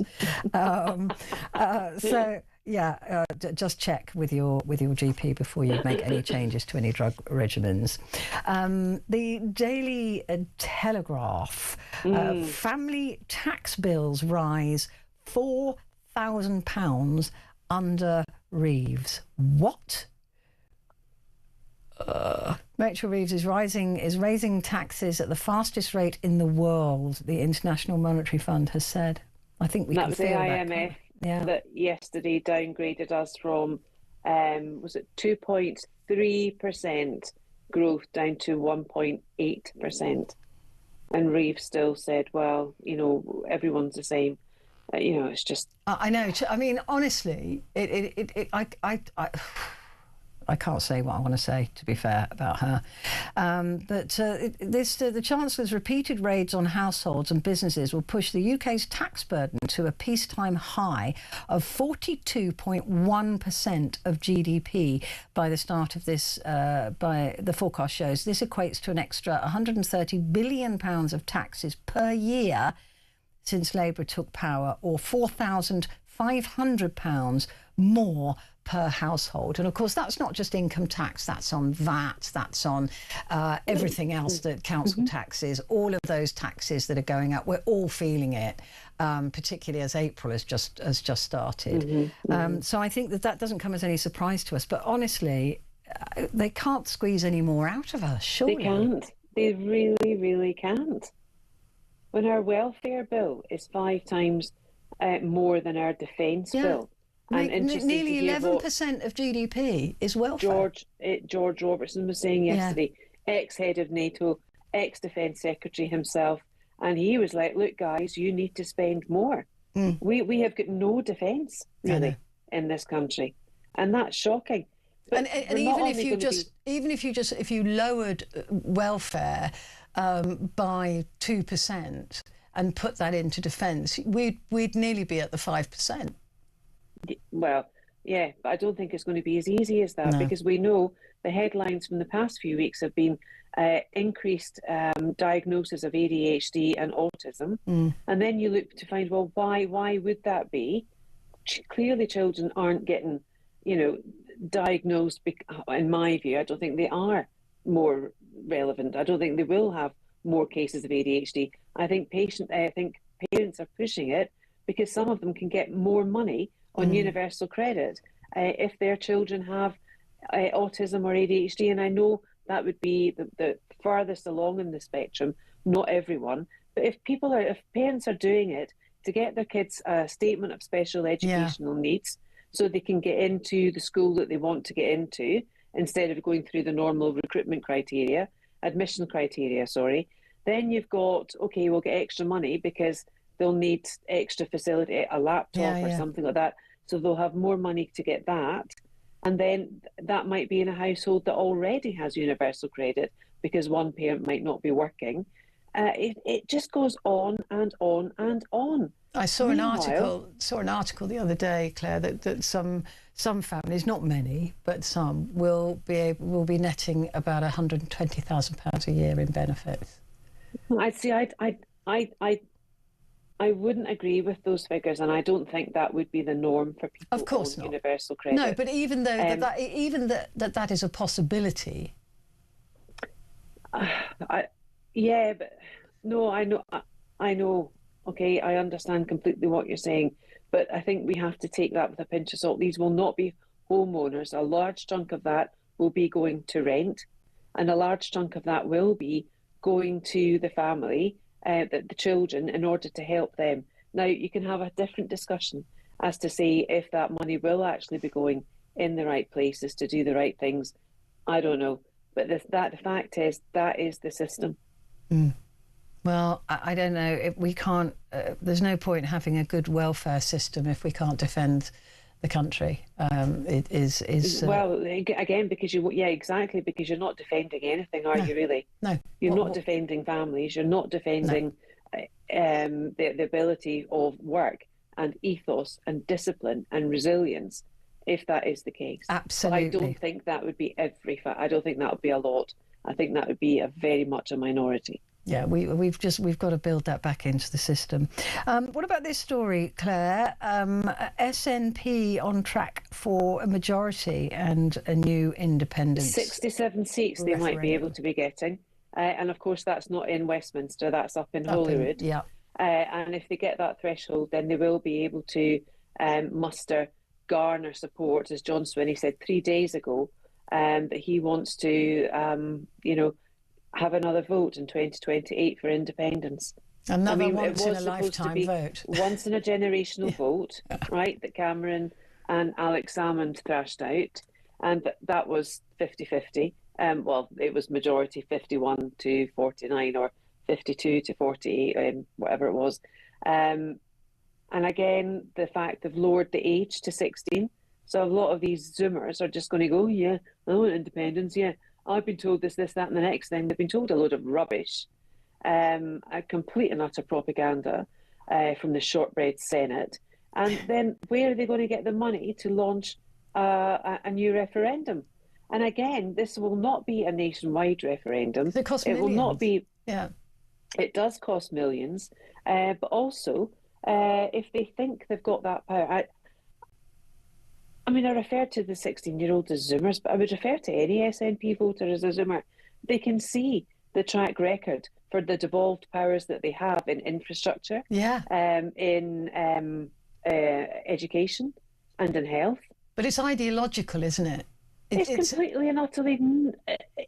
It's illogical. That's exactly what it is. They need to shut down that shortbread Senate and get on with their lives. Start funding schools. Start funding proper infrastructure. Start funding properly with decent crosses and balances. The ferries, those CalMac ferries. Oh, it's a shocking story. It's disgusting. It is disgusting. ScotRail, ScotFail. The Dundee it used to be famous for jute, that canvas cloth, jam, and journalism. Now it's famous for junkies because it's got the largest drug death in Europe. It is appalling. Glasgow City Council don't know what they're doing. These Greens, these evil Greens are worming their way in as well. It's just, Scotland used to be such a brilliant, industrious country. Yeah, Andrew absolutely. Logie Baird in the TV, Alexander Fleming, penicillin, Alexander Graham Bell, the light bulb. What have we got now? Yeah. Nicola Sturgeon and Pete Morrell, what they did, where all that ring-fenced money went. Where did it go? Yeah, well, and we still don't know, do we? Yeah, we still don't know. Absolutely extraordinary that we don't know, because that was a real proper scandal. But it looks like the SNP are going to be back. So I guess they'll just have to vote and take their chances. Well, I don't know if you saw it actually 3 days ago on Monday, the debate that they had. Not one single woman was there either. From all those parties, the Lib Dems, the Greens, Conservatives, Reform, Labour, SNP, they're all men. And we know how well men do running the world, don't we? Oh, don't we just? It's going really well at the moment. Quick break, back in a sec.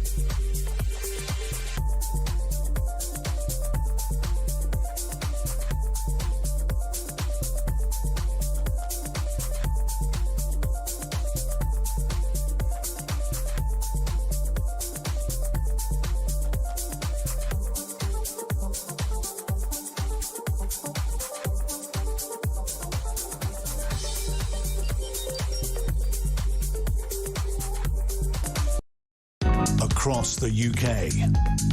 On DAB+, on YouTube, on your mobile, and on your side. This is Talk. Hello there, this is Talk, and it's Petrie, and with me, the fabulous Claire Muldoon. The iPaper, Claire, China flexes its muscles in the Gulf as Trump seeks a deal with Iran. I was saying this yesterday, that there's no way he was going to board or bomb a Chinese tanker. In fact, the boats that have been getting through have been Chinese, and now he's saying, oh, I'm going to let the Chinese boats go through. Mm-hmm.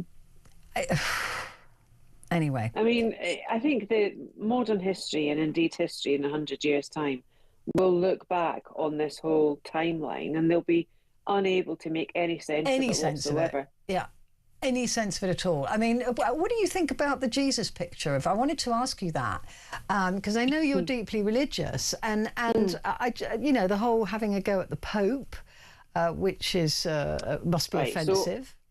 So, well, there's no blasphemy laws, right? So he can do, he does say and do what he wants. The Jesus picture was just, I mean, there was two pictures. There was one AI, they were both AI, but the one that Trump put out, he had Epstein in it and the devil with as the fallen angel behind him. And to think, if he wants to think he's some messianic prophet, I mean, I don't think he actually does think that. I think he's got such a poor attention span that he just thinks, yeah, do it, send it, yeah, that's quite funny. But it's really not. It's not funny. I mean, it's not. I mean, funny. I'm not religious, and I was offended. When he talks about the Pope, and I think what he said about Pope Leo was, I mean, he should not be criticising a head of state. Not when he's visited the Vatican when Pope Francis died, for that funeral. And he sat in St. Peter's Basilica talking to Zelensky. Remember those pictures? Right? But the Pope hasn't come out and said anything against the regime in Iran. The Pope hasn't come out. He's in Africa at the moment doing a tour. He's not come out and said anything about the slaughter of Nigerian Catholics. He's not mentioned anything about the Uyghurs in China. He's not mentioned anything else. And he also had a big meeting, a papal meeting with Axelrod, who was Obama's chief of staff for, was it securities or something, or defence or something. That wound Trump up. And there's questions to be asked as to why Pope Leo had him in the Vatican for a meeting. Goodness knows why he did. No, nothing was recorded and reported on. So that clearly wound him up, and he's got quite a short fuse. He is a bit. How can I say this without? I don't know. He's just a bit mad, really. You know, but he's not a politician. We know that. There's no spin on Donald Trump. But neither is the Pope. Neither is the Pope. And I mean, he's also retweeted another image of him with Jesus with his arm around him, and saying that God is playing his trump card. So he's done it. I mean, he's done it who's again. Making these up? Yeah, I mean, he's done it again. But of course, and he will do it again and again and again. It's absolutely bonkers. Absolutely. I mean, just when you think the barrel has been scraped through to the other side, there's something else that he does. I'm going to avoid the Star. I don't understand it. The House of Lords, they just wanted to say Parliament full of hands-on members. That's what they wanted to put on the Star. I don't know what the story is. Don't care. Anyway, the Mirror. No hiding place, a social media crackdown. Keir Starmer will urge social media giants to do more to protect children who use their platforms. Well, they have to, and this has been ongoing since Theresa May tried to bring it in, remember? And so the grieving parents of a lot of children who have died, either by suicide or actually being killed with knives, etc., have called for the MPs to vote down the under-16s ban. I don't think the timing of this has got... I think it came out at quite a good time because of Sir Milford, AJ Milford's report yesterday on Southport on Monday that came out at midday. And the phase 2 of that is going to really focus on in the internet access that children have access to and what that does to their brains physiologically and mentally. You know, well, how we've it seen in changes America, them. haven't we, that it has been legally accepted that they are addictive.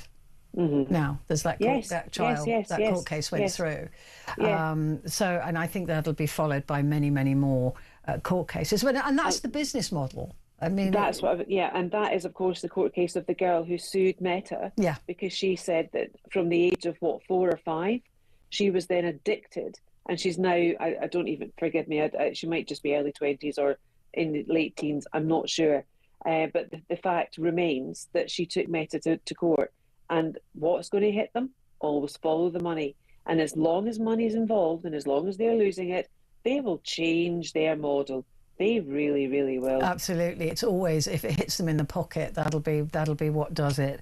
It really will. The picture on the top there of DJ Scott Mills out for a walk, I think with his husband and his dog. And this is the first time he's been seen out in public. I think the BBC have really hung him out to dry. There's other papers reporting that the BBC are going to cut 1 in 10 jobs, 10% of their workforce. Yeah, the managers won't be sacked though. And of course we've got a new incoming DG, who he was Meta, was he not? He was something like that. He was either Amazon or something like that. He worked in AI. It was AI. Yeah, he worked in one of those streaming companies. So the model of the BBC will be changed as well. Well, it needs to. It has to. It really has to. The funding model has to be addressed. The way that they have nurtured and protected their talent has to be changed as well. But absolutely agree. This case is a really horrible case, actually, for Scott Mills, for the victim as well. But you need to think it was 30 years, and I don't know. No one knows really. Well, no one knows, and it's really interesting to me that nothing else has come out, and normally there would be some bandwagon jumping going on, and this is. Somebody asked me the other day, "Would you think there's something else?" I said, "No, I do think this is all about that historic case, which the CPS found there wasn't enough evidence to prosecute. It doesn't mean it didn't happen. It doesn't mean it did happen. It just means there wasn't enough. Often in cases like that, there's a he said, she said, or he said, or she said, she said, and often it is the level of proof that is needed isn't there." But still, it is that historic case. I don't believe there's any more. I don't think there is. I think there would have been. It would have come out by now. Maybe people will say, "Well, it doesn't. There doesn't have to be any more." But I think the trigger for it, I think, has been. We have been told was the Hugh Edwards documentary. Yeah. Have you watched that yet? I have watched it. I loved it. Wasn't he brilliant? Martin Clunes was outstanding. I think he deserves an award for that. I genuinely do, because he's so underplayed it. It would have been so easy to overplay that, right? But he really pitched underplaying that. Perfect. It really was. Pitch perfect. Yeah. I absolutely think he was astonishing. I struggled with the watch. Yeah. But I thought it was fundamentally a fantastic piece of work. Just the way, like I said, it just underplayed that. Just beautiful. It was a stunning performance, I think. The FT, this is interesting. It's like, for me, again with Trump, is that, when you hear that Tehran has been using Russian satellites or Russian weapons to attack American bases, somehow that doesn't bother Trump. And now Tehran has deployed Chinese satellites to target US bases across the Middle East. And, you'd think that would get his wrath. but I don't suppose it will, because it's China and it's Russia. Well, not today. It won't. Depends what Tehran do. But he won't pick on countries bigger than him. Craft bought by IRGC. I mean, why are the IRGC not a prescribed program? I mean, I just don't. A lot of this doesn't make sense to me. It's just ridiculous. And you just can't even look at the print. All I look at the print for now is for opinion pieces, for, with professional people that know what they're doing, that had jobs perhaps in the diplomatic corps beforehand, chief economists that can look back historically and see how things like this will pan out in order to shape the future of our economy, I'm in with order you on to that. help it. Yeah. But the actual time of moving parts is so disparate and so all over the place. It's so that it's complicated. really difficult to follow. I agree. I think it really is very, very difficult. I mean, it is, as you said earlier on the Scott Mills thing, she said, one country says this, another country said that. Who to believe? We just don't know. Yeah. We just can't trust what we believe, what we hear, and what we read. Yeah. Absolutely, we can't, and I think that when it all comes out, there'll be some absolute shockers in the future when we're looking back at it. I'm telling you that for nothing. Right, let's take a quick break. Back in a sec.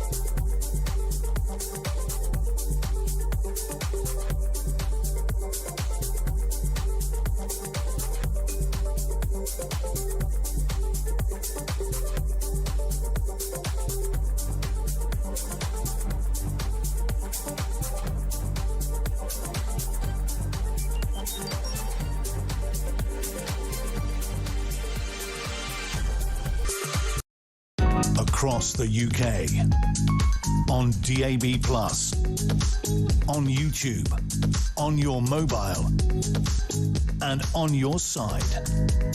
This is Talk. Hello there, good evening to you. This is Talk and it's Petrie, and with me, the marvellous Claire Muldoon. Let's have a look at the Guardian, Claire. This really annoys me, but I know there's nothing we can do about it. War windfall. Big oil makes an extra $30 million every hour. Every hour. The windfall tax was brought in to this country years ago because it was a good thing to do. Things have changed dramatically. we need to scrap the windfall tax for fuel on duty in this country now. And when we hear of big oil companies making all of this money in such desperate times of humanity, when it's so much for me, worse for everybody else, physically sickening. Yeah, physically sickening. It is sickening. And that's just because the price of a barrel of oil has gone up. It's nothing they've done or anything. Yeah, exactly. It's because of market forces are dictating what happens for the supply and demand, isn't it? How much supply of it we can get and the demand we still have for it. Well, look at the Exchequer as well. Rachel Reeves is coining it in on petrol and diesel costs because of the VATs and the taxes that are attached to the cost of the fuel. That's only servicing her debt. She's not using that for defence, is she? No. And exactly. And also, if the one thing that they could do, which would help people, is to cut something like 52% of every litre of petrol is taxation of some kind, right? I mean, it's like a pint in the pub. Yeah. But when you see that these oil companies are making an extra on top of what they're already making, $30 million an hour off the back of the disaster I mean, they must be rubbing their hands with glee. Yeah, the world's top 100 oil and gas companies banked more than $30 million every year in unearned profit in the first month of the US-Israeli war against Iran. I mean, it's just ridiculous. Saudi, Aramco, Gazprom and ExxonMobil are among the biggest beneficiaries of the bonanza, meaning powerful opponents of climate action continue to prosper. Yeah. The conflict pushed the price of oil to an average of $100 a barrel in March, leading to an estimated windfall of war profits for the month of $23 billion for the companies. I say follow the money. There's somebody's invested in there. I'm telling you. Of course they are. Yeah. Of course they are. I want to know who. Do you speak whale? No. Have you ever wanted to speak whale? No. No. Whales are they're not very common. Creatures alphabet discovered. There's a couple of quizzes on a couple of the radio shows I listen to, and one of them is if they've asked a contestant to say bark in a Scottish accent for a Scottish dog or something, and it's really funny.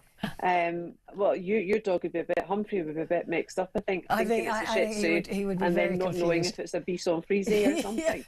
And what noise does Humphrey make? But I think that's just a minute. Isn't it just a minute? I was listening to it on the radio the other day. It was it wasn't just a minute. It was Radio 4. I was hearing the same competition. I'm sure it was on Radio 4. Or moo in a Welsh accent. That's it. I was listening to the same programme. what was that on? It was hilarious. I was literally listening to the same programme. The Daily Mail. Oh, just bark, you bitch. Just How do you bark in a Scottish accent? Whiff, whiff. No, I don't know. Oh, no, or was it on Last One Laughing? Can't remember. That was might have been. The Daily Mail for tomorrow. Labour's shameful betrayal of women 1 year on from historic court victory on single-sex spaces. Hundreds of public bodies still ignore it because ministers let them. And this is about defining what a woman was. The judge specified that that woman in the Equality Act referred to biological sex, and Labour was supposed to come up with a plan for spaces, for these single-sex spaces, and they still don't think we've seen it yet, have we? I mean, Labour can't plan for anything.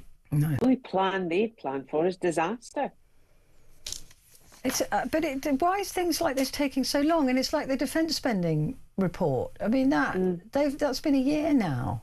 You know that they should have been able to identify how they're going to give the military extra money. What do you think about the Duke and Duchess of the dollar? Why is it they're doing everything the late Queen wanted to avoid? Is it the fact that they've pretended to go to Australia as royals? Yeah. doing things as royals would do, but take money for doing them. Yeah. That's the problem. And also, Riding they're on not the working coattails is a royals. bit- They're not working royals. You know, they are barely royal now. Yeah, I mean, yeah. you know, and they're doing this play acting of being on a royal tour. It's just very. I mean, I think a lot of people still like Harry and Meghan and want to see them. I mean, why would they? I mean, Harry came out with, you know, he wants to undo a lot of the things that happened in his family, and he wants to, you know, be a better father to his children than he had when he was. I'm not just referring to King Charles here. I'm talking about the whole family. But then they leave their kids halfway across the world to go on a trip to make money so publicly.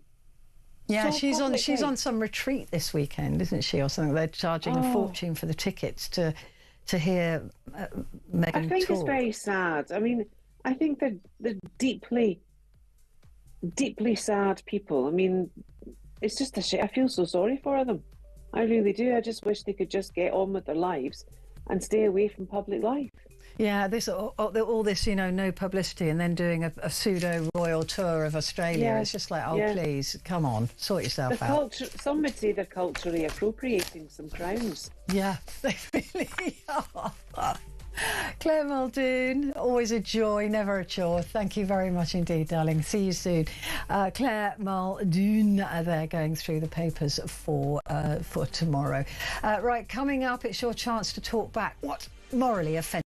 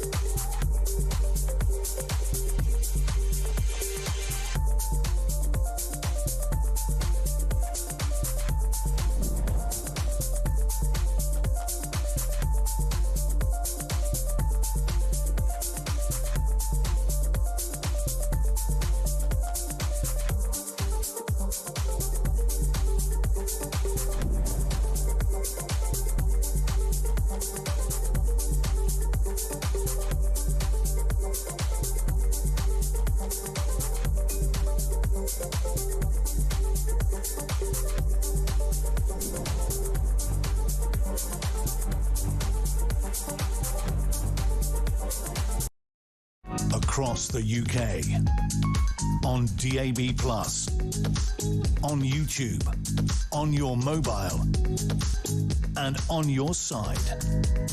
This is Talk.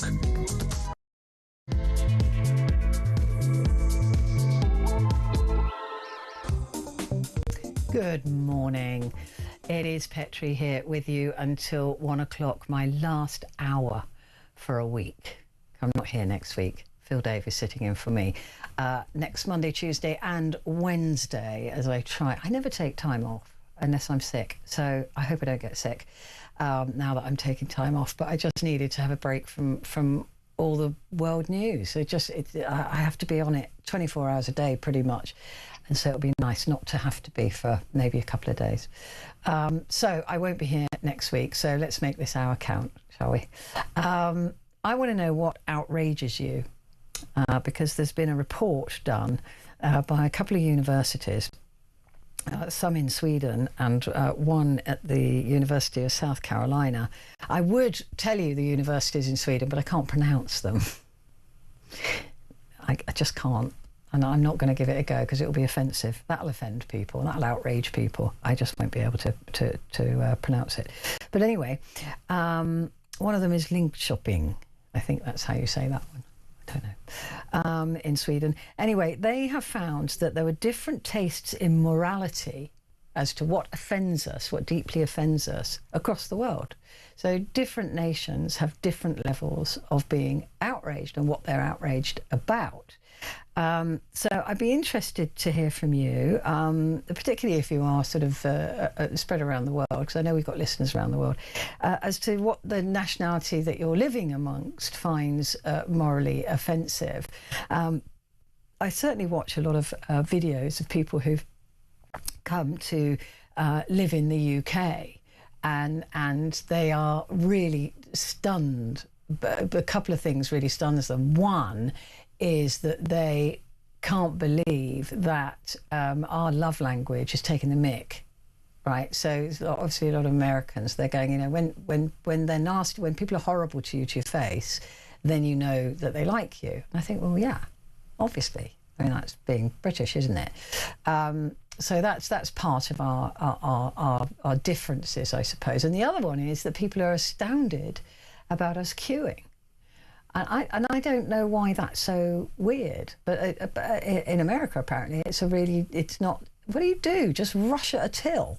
You just don't even bother, or when the bus comes. I mean, if you're waiting for a bus, you have eyeballed who was there before you, and you allow them onto the bus before, even if there's no formal queue, right? There's still a queue in your head. And when people push straight in and go on, that was one of Claire's pet peeves, and I agree with that. That is a real pet peeve. But what outrages you? You can either go the serious route, or you can go this is what outrages people. Queue jumping in cars really gets my goat. I mean, it really, honestly, makes me absolutely seethe. So. There are lots of things that morally outrage me. They're mostly on the petty side, to be perfectly honest. I mean, I spend a lot of my time, like I said, looking at the horrendous news from around the world and making sure that I am fully adverse of all the facts and all the, you know, different sides and different opinions and different views and all of that. I spend an awful lot of time reading about those. And so I am deeply offended by world events, but I'm more petty. In my private life, I'm much more petty. So what outrages you? Give me a call, 0344 499 1000. Calls are charged at the national rate, but we do call you back. And text the word talk and your message to 87222. Got some great ones coming in on the text messages. Also, please. Because I showed pictures of Humphrey earlier on and what I do to him now, because he's so naughty, so I dress him up in silly clothes, and I want to feel like I'm not alone in doing that.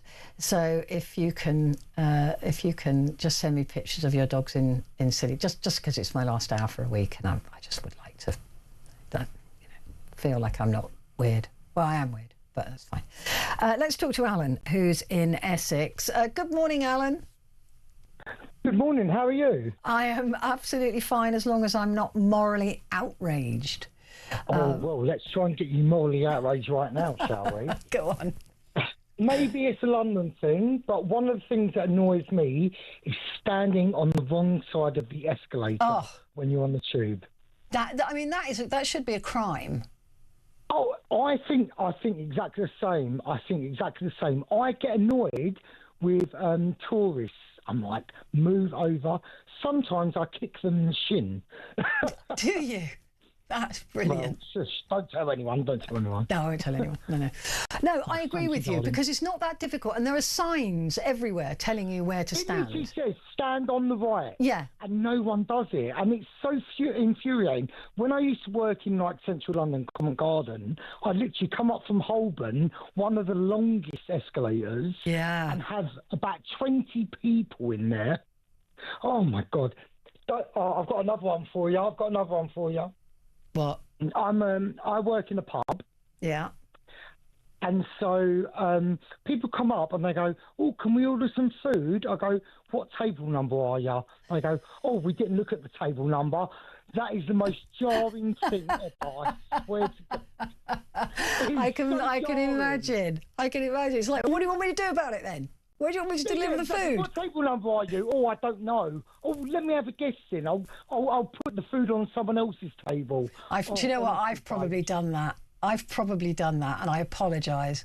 I will never do it again. But now you know. Now I know. I will never do it again. I probably have done that before.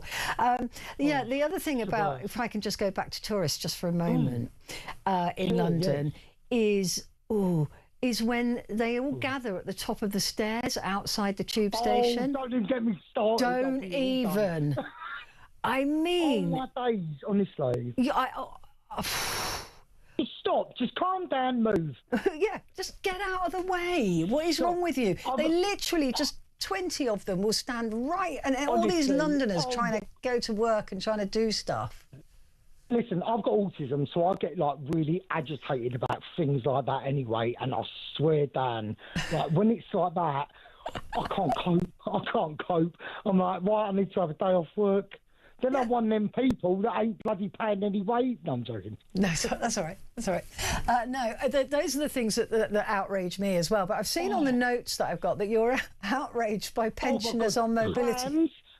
Prams and old people. Right? Prams. Because it's not, it's not their fault. It's not their fault, I understand, right? But they just move so slowly. And when you're in like a mind frame of, right, I need to get to this place, and you're trying to move around them, oh my days, sometimes, I mean, that is the thing. I think people don't appreciate, Alan, that Londoners, we walk fast. We're different. We do walk fast. I mean, I remember when I... Yeah, but we're so different. Yeah. But when you're in London, like, you have to kind of... You have to do it. You either do it or you don't. There was talk at one point. I don't know if you remember this. I remember doing it as a phone-in years ago. I'm quite old. Yeah, years ago. When there was talk along Oxford Street of having 2 lanes of walking. So one lane for Londoners who... Shutting it down now. I know. It's going to be... Yeah, don't even get me started on him. Yeah, no, I'm morally outraged by him. I tell you, I really am. Oh, yeah, he is the most morally outraging person ever. Such a hypocrite. I can't bear it. Drives around in two Range Rovers, 350 grand a piece. Exactly. Oh, I'm sorry. Let me travel all around the world and then go, sorry, we need to cut down on our... what do you call it? What's that thing called? Where they what do you call it? Oh my days, sorry. That's all right. I'm really sorry what it is. What do you call it when like you can't spend money on oh my days, I'm so sorry. That's all right. Don't worry about it. Now, I was morally outraged when I had to drive into town the other day, and it was 18 quid. 18 quid. To drive into the congestion zone. My parents live on the outskirts of London, like on that bit, and they have to pay money to come in every single day. And I'm like, why? That's disgusting. Just why? Why? It's 20 miles an hour zone in most of the thingies anyway. Like, oh my days, it's nonsense. It is. You and I would sit and just be outraged, wouldn't we, for hours? Oh, can we? What are you doing for lunch tomorrow? I think it's good for your soul. I think it's good for the soul to say what annoys you, because there's so much. Yeah, but it is. It's like you get out your system, but God, it's the right thing to do. It's just that, oh my days, there are so many people that are in charge that ruin everything for everybody else. Yeah. But dawdlers, like you said, people who walk slowly, especially in London. I remember when I lived in Australia for a bit, and the Australians, the Australians walk really slowly, and I was, and in Sydney and Melbourne where I was for quite a lot of the time, and they kept saying to me, "Why are you running?" And I said, "No, I'm not running. I'm just this is how we walk in London. It's normal. This is what I do. This is what I do. Yeah. Oh my days! I had to really learn to slow down, particularly walking around Sydney and stuff. Yeah, really, because they were all laid back and cool, and we were all sort of frantic and frenetic in London. Yeah, but it's people stopping in front of me to have a chat, and people in the aisles of a supermarket. Who, yeah, oh my God, that's the worst thing for me. Literally, I go, I'm a serial killer, and I pick up a box of them. Tell them. I could easily be a serial killer, I think. Yeah, I know. You really could. You're such a dreamboat. I love you. You're so amazing. Thank you so much. Alan, it's a pleasure to talk to you, my darling. You take care and keep calm. Keep calm and carry on. Kaz has said, e-bikes on pavements. Yep. Chips on a full English. I like chips on a full English. I have to be honest. Is that common? There used to be a really good cafe around by me. You could have full English with chips. Oh, it was lovely. Stewed cups of tea. Yeah, no, that's a crime. That should be a crime. Stewed tea. And non-buttered bread. Bread is a vehicle for butter. That's all it's there for, isn't it? I thought that's what bread was for. It's only to put butter on it. So non-buttered bread shouldn't be a thing. Surely shouldn't ever be a thing. I agree with those, Kaz. I completely agree. Well, apart from the chips on the full English, and I think that my team have gone that they like chips on their full English too. So we're probably a bit rough and ready around here, to be fair. Right, let's take a quick break, and when we come back, we'll talk to Grace.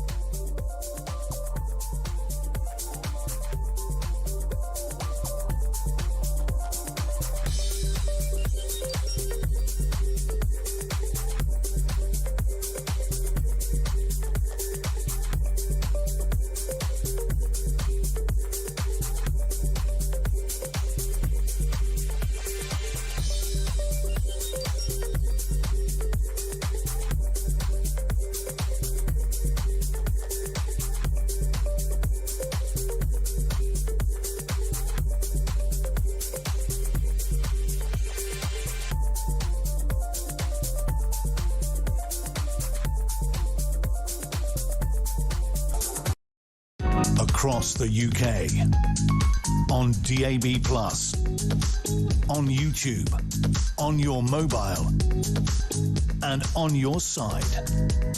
This is Talk. Hello, good morning to you. This is Talk, and it's Petrie, and this is Talkback, and this is your chance to do just that. Get it off your chest. What is it that morally outrages you? I've got so many good lists here coming through, so do send me your list of things that morally outrage you.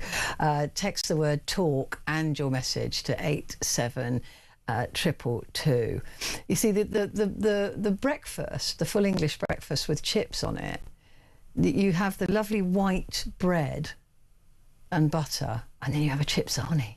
Oh, one of my favourite things in the world is a chip sandwich with salad cream. I know, but I'm just saying that would be my go-to. So if you've got a full English, you have your chip sandwich as well. I think that it would be rude not to, wouldn't it? So what annoys you? And it can be serious stuff or it can be silly stuff. But it'd be interesting to find out if we all share the same annoyances as well. Get it off your chest. because this is my last time. I'm going to do this hour for a week, so I won't be back until a week on Monday. So let's just, this is therapy. Let's use it. Grace is in London. Hello, Grace. How are you? I'm very blessed, thank you. How are you? Good. I'm very well, thank you. Looking forward to having some downtime. I hope you have a good break. Thank you. I am looking forward to it. Just to not look at the news for a couple of days will be a mental health break for me. So, Grace, what outrages you? What outrages your morals? Well, I'm not sure what direction it takes in. I mean, hearing people talking about things that are maybe slightly trivial. I mean, that's fine, because we all get, we're all outraged by different, and that doesn't mean that they're not outraged by big things either. And thinking about things that are different within different places, I get really annoyed by some misuse across the pond of our language, frankly. I mean, for one thing, obviously, them calling football soccer. And I don't even like football. I hate football. But seeing Americans call it soccer really annoys me. And I also find it very irritating how they will say, I'm not sure if I can explain this very well. They'll say something like, all people are not bad people. And what they mean is not all people are bad people. But they put their words in the wrong order. So it will be like saying all fingers are not thumbs. And what they mean is not all fingers are thumbs. I'm not sure if I'm explaining Yeah, this no, well. that makes sense to me. But because of the way that they put the words in order, what they're saying is actually wrong. And now I've started to see some British people doing the same thing, and it's really irritating. So yeah, what annoys me is the expression, you can't have your cake and eat it, which is you can have your cake and eat it. What you can't do is you can't eat your cake and have it. And that was the origin of that statement. If you can't eat your cake and have it, right? That makes sense. But you can have a piece of cake and eat it. So that really annoys me that that's been swapped round, because actually it makes people say, well, you can't have your cake and eat it. You go, oh, yes, I can actually, but I can't eat it and then have it. That's a very good point. Thank you very much. Are people misusing the word literally? Or overusing it. Yeah, exactly. Yeah. It's like literally is a word for a particular usage. But on a more serious note, when I hear the phrase moral outrage, I do think more about things like the story you spoke about earlier, and I'm so grateful to you for talking about this, because it's had way too little coverage. I've just rewatched the Sudan. Yeah, exactly. I've just rewatched the 10 o'clock news on the BBC. Now, earlier today on their news channel, they had some coverage of Sudan. So they've done the journalism, but they didn't bother to put it on the 10 o'clock news for their biggest audience, or their 6 o'clock news. And I'm just thinking, we have far too little coverage of some of the most serious situations of human suffering. There are people in our world, and we're hearing people complaining about the cost of living, and understandably, I completely get that, but we can forget how privileged we are and how much we have to be grateful for, because we're forgetting about people who have so much less. And I am morally outraged with our government for, as your guest said, cutting aid. I am disgusted, and I don't know who to vote for going forward, because I have voted Labour historically, but it's appalling to me. And the money makes much more impact there than it can here. So they're saying, well, look, we're providing free breakfast for kids in Britain. Okay, and that's not necessarily a bad thing, although I've seen online that a lot of people are very angry with Julia Hartley-Brewer for complaining about it, and that's caused a big stir on Twitter. But it's not necessarily a bad thing to provide breakfast for kids in Britain, but with that money, you could actually provide many more meals for kids who don't have any food at all, because our donations to the poorest parts of the world, pound for pound, make much more impact than they can here. So again, I'm not criticising free kids breakfast here, but we have a really exciting opportunity to help people in places like Sudan, and our government's decided to refrain from doing so. They've cut programmes, including effort to prevent atrocities in Sudan. And, that there are people being brutally attacked and raped. It's just horrifying. Yeah, the sex crimes there are absolutely terrible. And it is interesting that a lot of people say, yeah, well, we shouldn't be giving this money abroad and, blah, blah, blah. But then they are outraged when you get the potential of 14 million Sudanese who've been displaced by this war, looking for somewhere safe to live, and could potentially end up on a boat coming to Britain. Then they're outraged. I mean, one of the things that really needs to be kept in mind is that a part of the reason these places are a mess is the influence of people from our neck of the woods. And people will say, oh, well, colonialism ended a while ago. Yeah, but it left a flipping mess behind. And people from the West then went in and bought up the land and bought up companies exploiting the land. And that's still going on. There's still far more wealth coming out of the global south than we give in aid. So we can't just pretend it's nothing to do with us. But even if it were nothing to do with us, what are our morals if we don't care about these human beings? I mean, I was rewatching a documentary recently called Corridors of Power, which I would urge anyone to watch, about how America has intervened or not intervened in various situations in recent decades. And when they're talking about Darfur, which is obviously in the region that we've been discussing, they said that the women would go out to collect water or food supplies when they were available, and they knew they'd be raped, but they didn't want to send their sons, because if their sons went, their sons would be killed. And it was better for them to be raped than to lose their sons. And so, what a choice to have to make. Mean, even if we didn't have anything to do with this situation, even if it were nothing to do with us, what are our morals if we don't care about those human beings? But we're all being gaslit into not caring. That's the thing. That I don't even think it's down to morals anymore. I don't think anybody even thinks about it on that level anymore. It's this whole isolationist attitude. It's got to be us first and not the rest of the world. And there is an argument to support that, in that if a country's broke, it's very difficult to persuade people that giving money to a foreign country is a good idea, when there are people struggling in this country, not in the same way, but comparatively, I mean, they're not. It's not. They're struggling for Britain, not in the same way as they're struggling in Sudan. But people can't see that. They don't see it until it's on our front door, and that's when you see the boats filled with Sudanese people looking for a safe haven. That's when it'll hit home. But yeah, I don't get why people would say, oh, well, people are struggling here and therefore we don't care about Sudan, because the people who are struggling here are not struggling at all as severely. No. And again, it's not really either or, because there are places here where money is being misused. And if you look at a pie chart, as I was doing yesterday, of government spending, the sliver for international aid is just nothing. It's really nothing.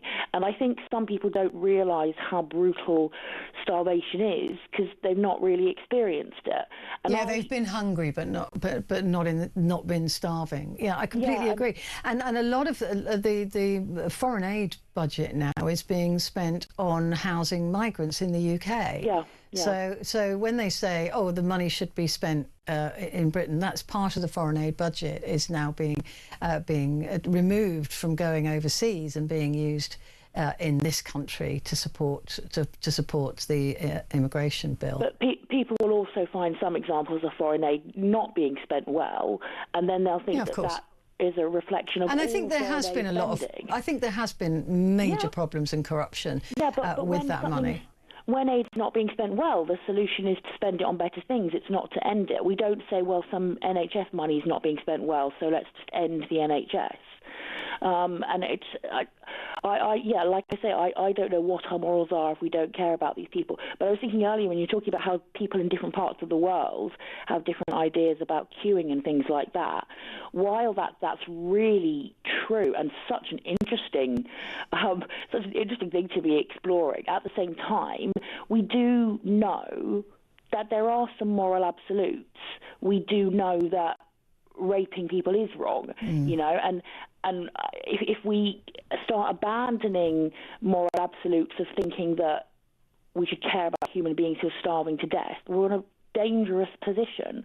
I've heard some theistic philosophers asserting that the fact that moral absolutes exist is evidence of a moral lawgiver, and even if you don't believe in a moral lawgiver, i.e. a God, you still know that there are moral absolutes, because that's a really important part of our existence. But like you said, people are distracted from these things. People are just kind of feeling angry because the tabloids encourage them to be angry, and we end up resenting people in other parts of the world when that's not what we should necessarily be angry about. And we should be thinking about how these situations have come about, and I think we forget sort of the complicated historical chains of cause and effect that have led to some of these situations, and think, oh, it's nothing to do with us, but it is. But also, it is, you know, it's the human species, and this is what I was saying when Artemis 2 left this planet and went around the moon. It's kind of like, look what we could.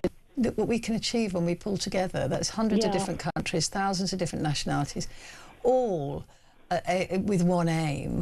And they managed to achieve it. And you know, if we all did that as a species, which is where we should be as a species, we should have advanced further than we have in terms of empathy and morality. Just imagine what we could achieve, and we're not. We're choosing not to. The fact that there is starvation to that level is a choice. It is a choice. It is a choice that is being made by the wealthier countries in the world. Talking about putting one's country first, one of the things that most angered me about Trump when he came on the political scene in 2016 was him constantly using this phrase, America first, because I get that generally politicians are going to put their own nation first, and I'm not necessarily saying that. But he means America only. Well, the thing is that I grew up thinking you should aim to put other people first. We're not good at it because we're instinctively, you know, programmed to some extent to look out for our own needs, but you should aim to go beyond your kind of instincts. You should aim to put other people first. That's what Jesus taught, and I kind of thought that's all we should aim toward.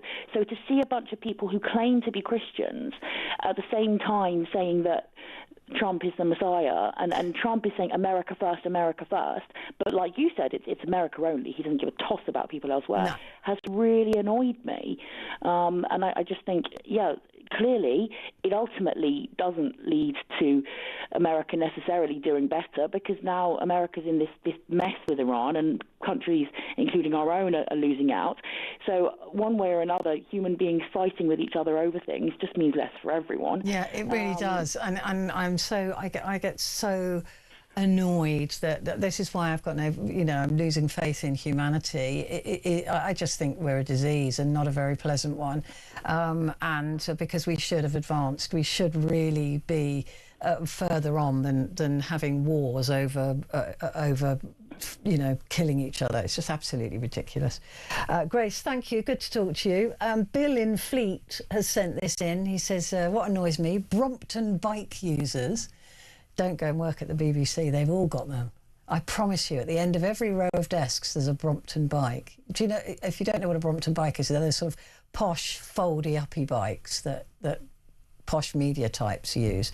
And he says, especially when they leave them in train doorways. Parents with kids on school holidays, on commuter trains, just wait. And people who stand still on moving walkways. I've probably done that. I apologise. And that's Bill in Fleet. I'm going to take a quick break. Back in a sec.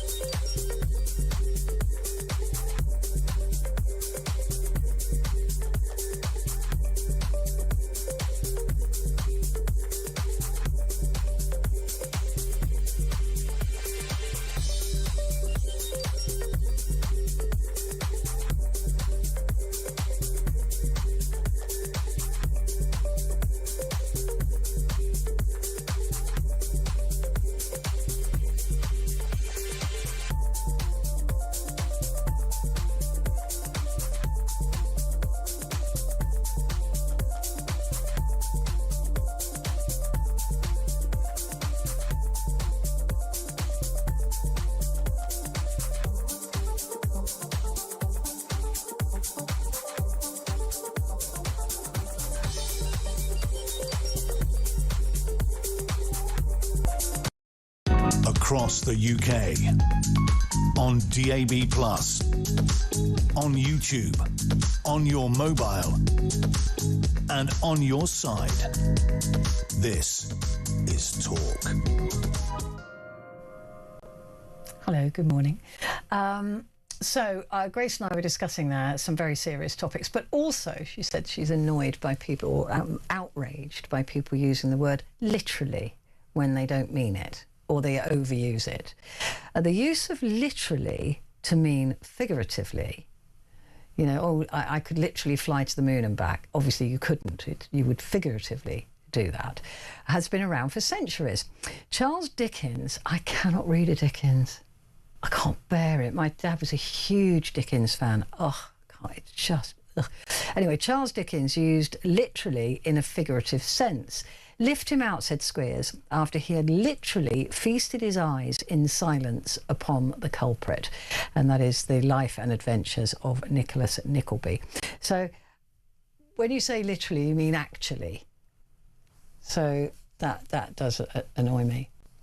That annoys me. And people who say Pacific instead of specific really annoys me.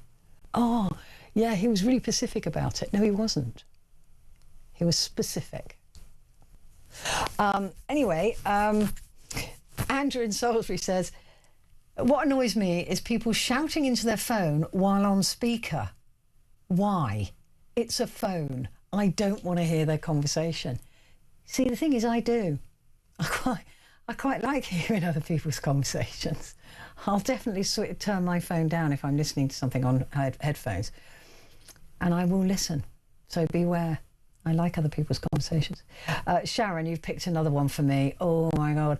When you're waiting for a delivery and the map shows he's right by your house and he's actually parked outside your house, but the map says 4 more deliveries before your delivery. Really nice. And then he drives off and comes back again because that was his route. Oh my God, it is fuming. I get, honestly, it's usually when I have my groceries delivered. I won't mention the name, but it drives me mad. Kevin is in Basingstoke. Good morning, Kevin. Morning. Good morning. So what outrages you? Well, firstly, it was interesting listening to Grace. She was talking about foreign aid going to Sudan. Yeah. And, you know, starving children or, you know, hunger in that country. We've cut foreign aid, but also America's cut foreign aid to Sudan as well. Yeah. I think they've closed 1,000 kitchens that are feeding people that are displaced. Yeah. And also medicine as well that vaccinates them from diseases and things. So, and a lot of those vaccines that were supposed to head out, I think, from the US, and certainly a lot of the food was left to rot. It had to be burnt. It had to be burnt. They burned it rather than send it. It was true what you said. When people, for America and us, the amount we give is a lot of money, but for an economy of 3 trillion, and America's is 30-something trillion, it's not really that much. But to where it's going is a hell of a lot of money. And also when people say, oh, we've got to help people here, why are we sending it over abroad? But the thing is, when we do help people here, they complain about that as well. You know, by lifting the two-child benefit cap or something like that. Oh, you know, why? Or there was something about children going to, they could go to Legoland or whatever for a lower price. And people were saying, oh, that's not fair. Why are these children getting it when I have to pay? I think, well, you can't win. It seems like some people don't want to help anyone. No, I think that is I think we've become incredibly selfish. I think we've become incredibly selfish. You know, when you consider that nearly 11% of GDP is spent on welfare, we do help people, and to the detriment of other departments. So, you know, we spend 2.3% on defence, for example, compared to nearly 11% on welfare. Yeah, but that welfare, from 30 years ago, we were spending. We weren't spending as much, money-wise, but percentage-wise of our GDP or the amount of money from the Treasury was very similar. It has gone up, It has gone up, but you're right. It was around about 7 or 8%, wasn't it, before? But yeah, I mean, I don't know. I think that we have so little understanding of what true suffering is in this country that we've become inured to the idea. When people say, "Oh, I'm starving," it's kind of like, you're not. You're a little bit hungry. You know, starving is I went over to Africa in Ethiopia and Africa, Somalia, when there was the displaced population in there. That was starving, right? There were people there in camps around Somalia who were starving. That's what I saw. You know, they weren't just hungry. No. And so that annoys me as well. And I just don't think we understand it. We don't get it. You know, when you see kids in places like, you know, Mexico on rubbish tips, you know, trying to find bottles that they can sell or scraps of food, that's starving, right? Well, we send a lot of our old computers, TVs and laptops to, I can't remember what country it was, but an African country where there's young men in their 20s stripping all the cables out and setting fire to the cables to get the copper inside, and they're breathing in all those fumes. But anyway, Grace derailed me. What I was going to say that annoys me is at first past the post, political donations, especially from overseas. Yeah, that should be banned.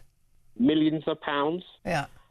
Because, I mean, they're donating to a certain party because it benefits them. You don't give £1 million, or even sometimes it's more than £1 million, unless you're getting something out of it. And also, I don't like it when people just hear something and they believe it and they phone up a radio station or you have a discussion with them and they repeat what they've heard or read without even checking it. I mean, I heard people saying about, you know, Labour always ruin the economy. But when Tony Blair and Gordon Brown were in power, the economy grew about 3% on average every year. But when the Tories came in for 14 years, it grew 1.5%. So why do they think, and they say, oh, they always ruin the economy.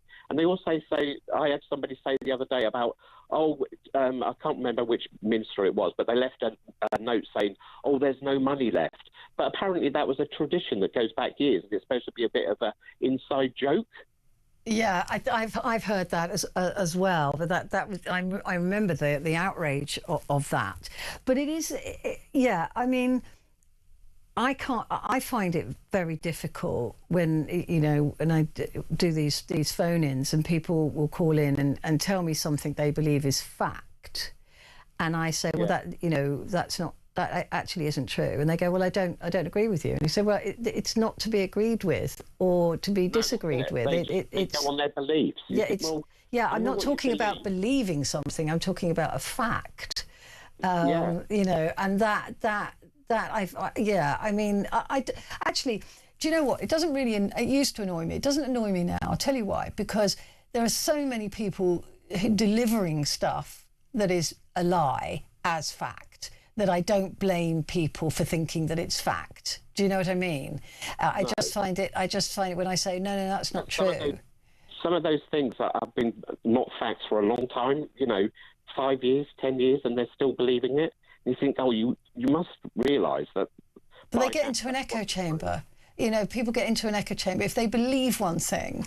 Like the other day, we were talking. Somebody rang and said that Keir Starmer's is selling the population of Britain down the line because he wants the Muslim vote. I said, it's so ridiculous. I said, well, it's only. I thought it was 5.5%. It says 6% of the population are Muslim. Oh, I don't believe that. I was like, well, that was the last census. Well, the whole immigration. So that's what I mean. That's what I'm talking about. But again, wasn't his fault that he believed that. No, it's because that's what he's being fed. I mean, there's a lot of money involved in convincing people. Yeah, like him. Absolutely, there is. Yeah. Yeah, and also they keep going on about immigration. It's too high. We've got to deport all these people.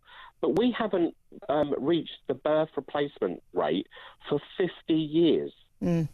You know, and if we had, there would be 2.5 million more people in the country right now. And, you know, we've got an ageing population. There's not enough people working to pay for pensioners. Yeah. I mean, that is another issue that really needs to be addressed and addressed honestly.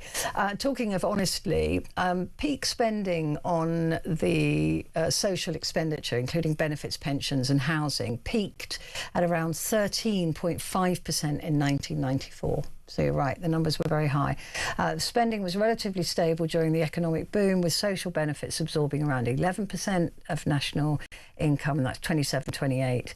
And in the late 2000s, it increased to over 12%. So you're right, in recent history, it has been as high, if not higher. Yeah, but when you look at how much other countries, I think we spend less than, I think it's like 34% on benefits or something like of like expenditure. But when I checked, Europe we're below the average. In Europe, it's about 40 to 50%. So we spend a lot less here. But they pay. There's certainly countries like Germany and the Nordic countries. They pay more in tax for that. Yeah, I know they do. For that spend, and maybe that's just something we're going to, although I was just talking a while ago to Claire about how much we're taxed in this country, 42.1% at the moment. Maybe it's just going to have to go higher. Please don't. I don't know. I mean, the thing is, we're very unequal, this country, aren't we? You know, if you compare the people at the very bottom and the people at the very top. I don't think it's ever been further apart. No, the wealth gap has never... Since revolutions have happened, anyway. Since COVID. Yeah. The wealth gap is a massive transfer of wealth from the poor to the rich. Absolutely, absolutely, and it's getting wider and wider and wider and wider by the day. Kevin, good to talk to you. Thank you very much indeed. So some moral outrage there. Andrea says, another great show. Just thought I'd let you know that causes me to become outraged. Tourists in Cornwall who seem to think the roads magically become pavements once they've crossed the Tamar Bridge. They seem to think it's absolutely fine just to walk in the middle of roads. Drives me nuts. And that's Andrea in Cornwall. Yeah. It's anywhere in the countryside though, isn't it? But Cornwall, because it's so beautiful and people go there, that must drive you crazy. Right, a quick break. Back in a sec.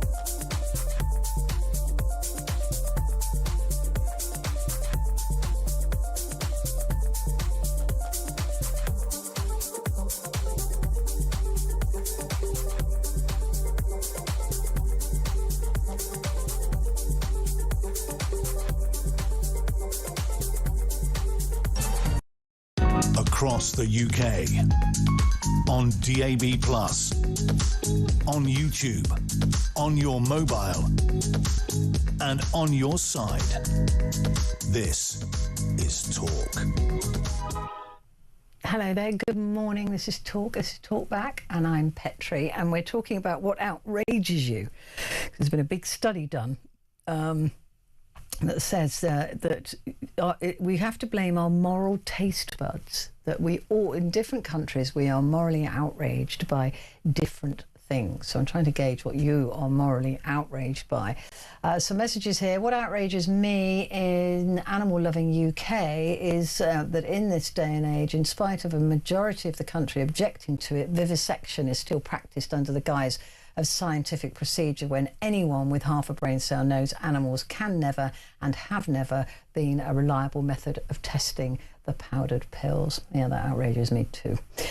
Aaron says it gets my goat when you're in a lift and you get to the ground floor and people walk into the lift to go up before you exit the lift. Common decency, let the people exit the lift before you try and get in. It's the same problem on a bus and on the tube. Just wait. Even if they can see there's literally no room until you get off, they'll still do it. Sophia says, what morally outrages me is when people think that people with disabilities don't deserve the same life as people without, and they judge a book by its cover before knowing the person for who they are. And that's from Sophia, and thank you for the compliment, Sophia. I completely agree with that as well. That is a good one to be outraged by. Gary says, what morally outrages me? Bad manners, yep. Animal cruelty, yep. Ineffective government leaders, yep. Queue jumping, yep. Shoplifters, yep. Two-tier policing, yep. Men in women's sports, yep. Last one I'm not sure I agree with. He says TV and radio presenters taking time off. Don't begrudge me 1 week. I haven't taken any time off for ages. Anyway, Denise says disrespect for other humans. It's wrong in any context. Let's go to the phones again. And Carol is in Manchester. Morning, Carol. How are you? Good morning. Fantastic. I'm really intrigued with all the people that have called up and everything that's been put in there, because it's a massive big group of what I'm going to talk about.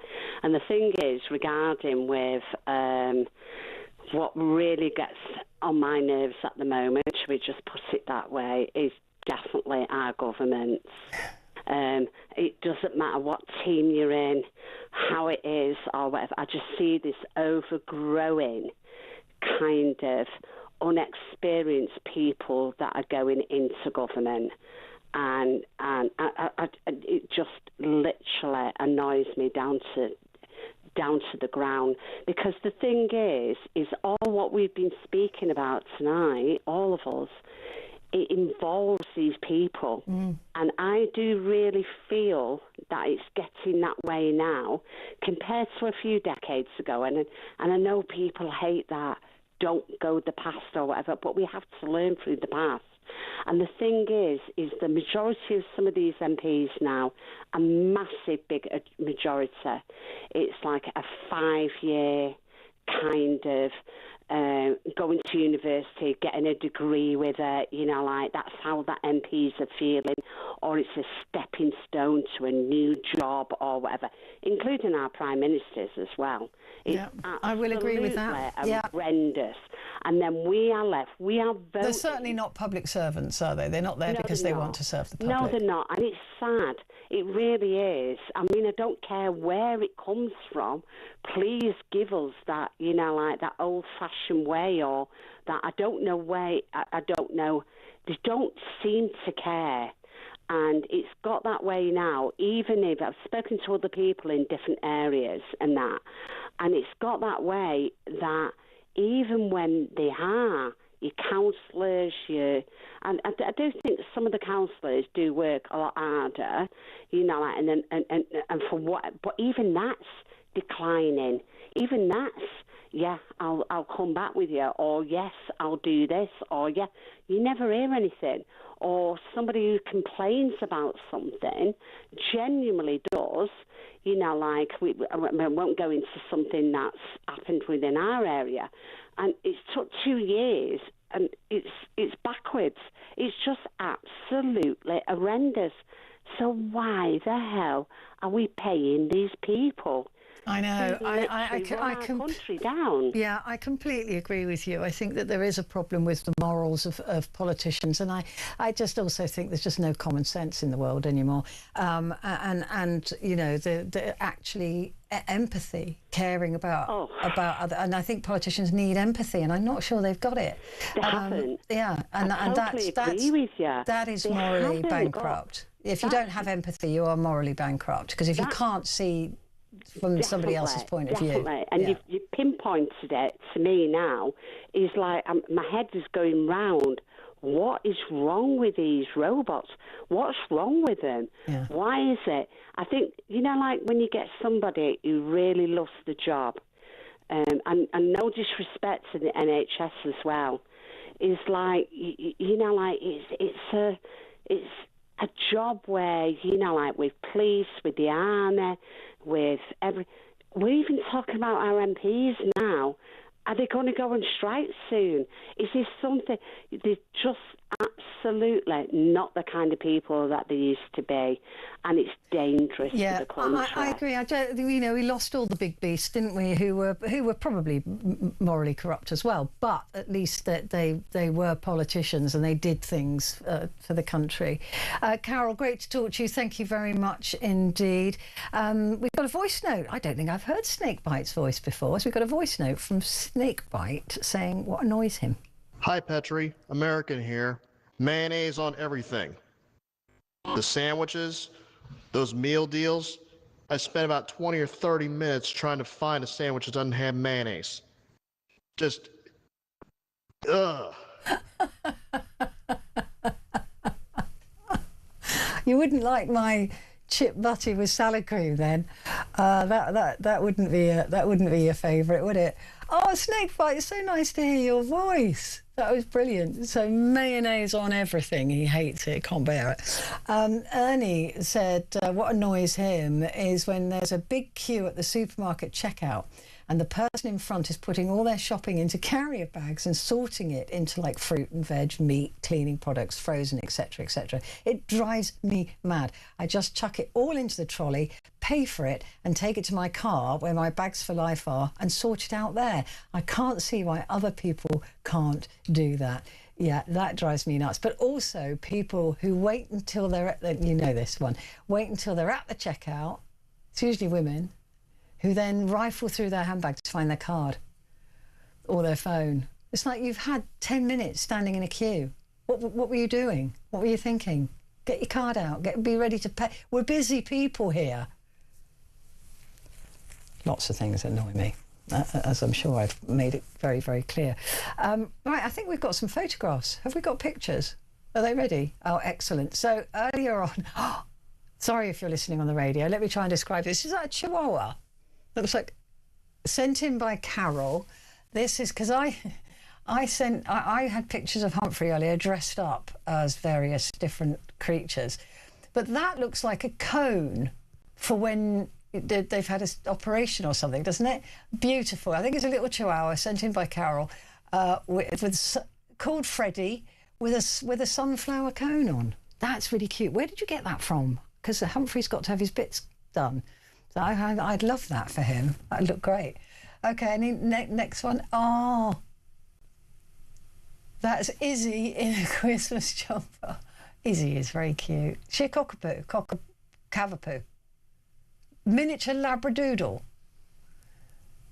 She doesn't look very miniature. Okay.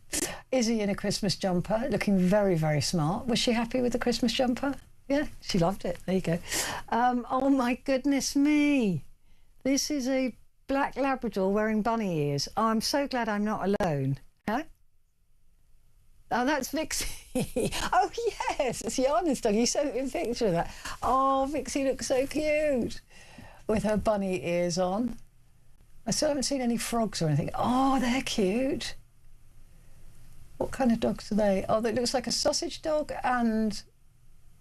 what would that be? Don't know. Small Labrador? Don't know. Wearing hand-knitted, home-knitted jumpers. They're very pretty. They're very nice. Or crocheted, actually. Crochet jumpers. You see, this is the thing. I don't think you can really have too many problems dressing up dogs. I think it's a very important part of life.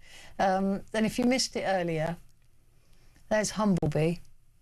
That's my dog, Humphrey. Not a Shih Tzu. There he there he is as a frog. I think the frog one's my favourite picture. Little white dog with a frog hat on, basically, for those of you listening on radio. And there he is looking like an Ewok with a little furry... I don't know what's happened to me. I never used to do this. I've become that owner. I can't resist it. And maybe it's because he's so naughty that I just think, well, just a little bit of punishment for him, but he quite loves it. Who's that? That's Bo wearing the coolest... That's a Shih Tzu. That is a Shih Tzu.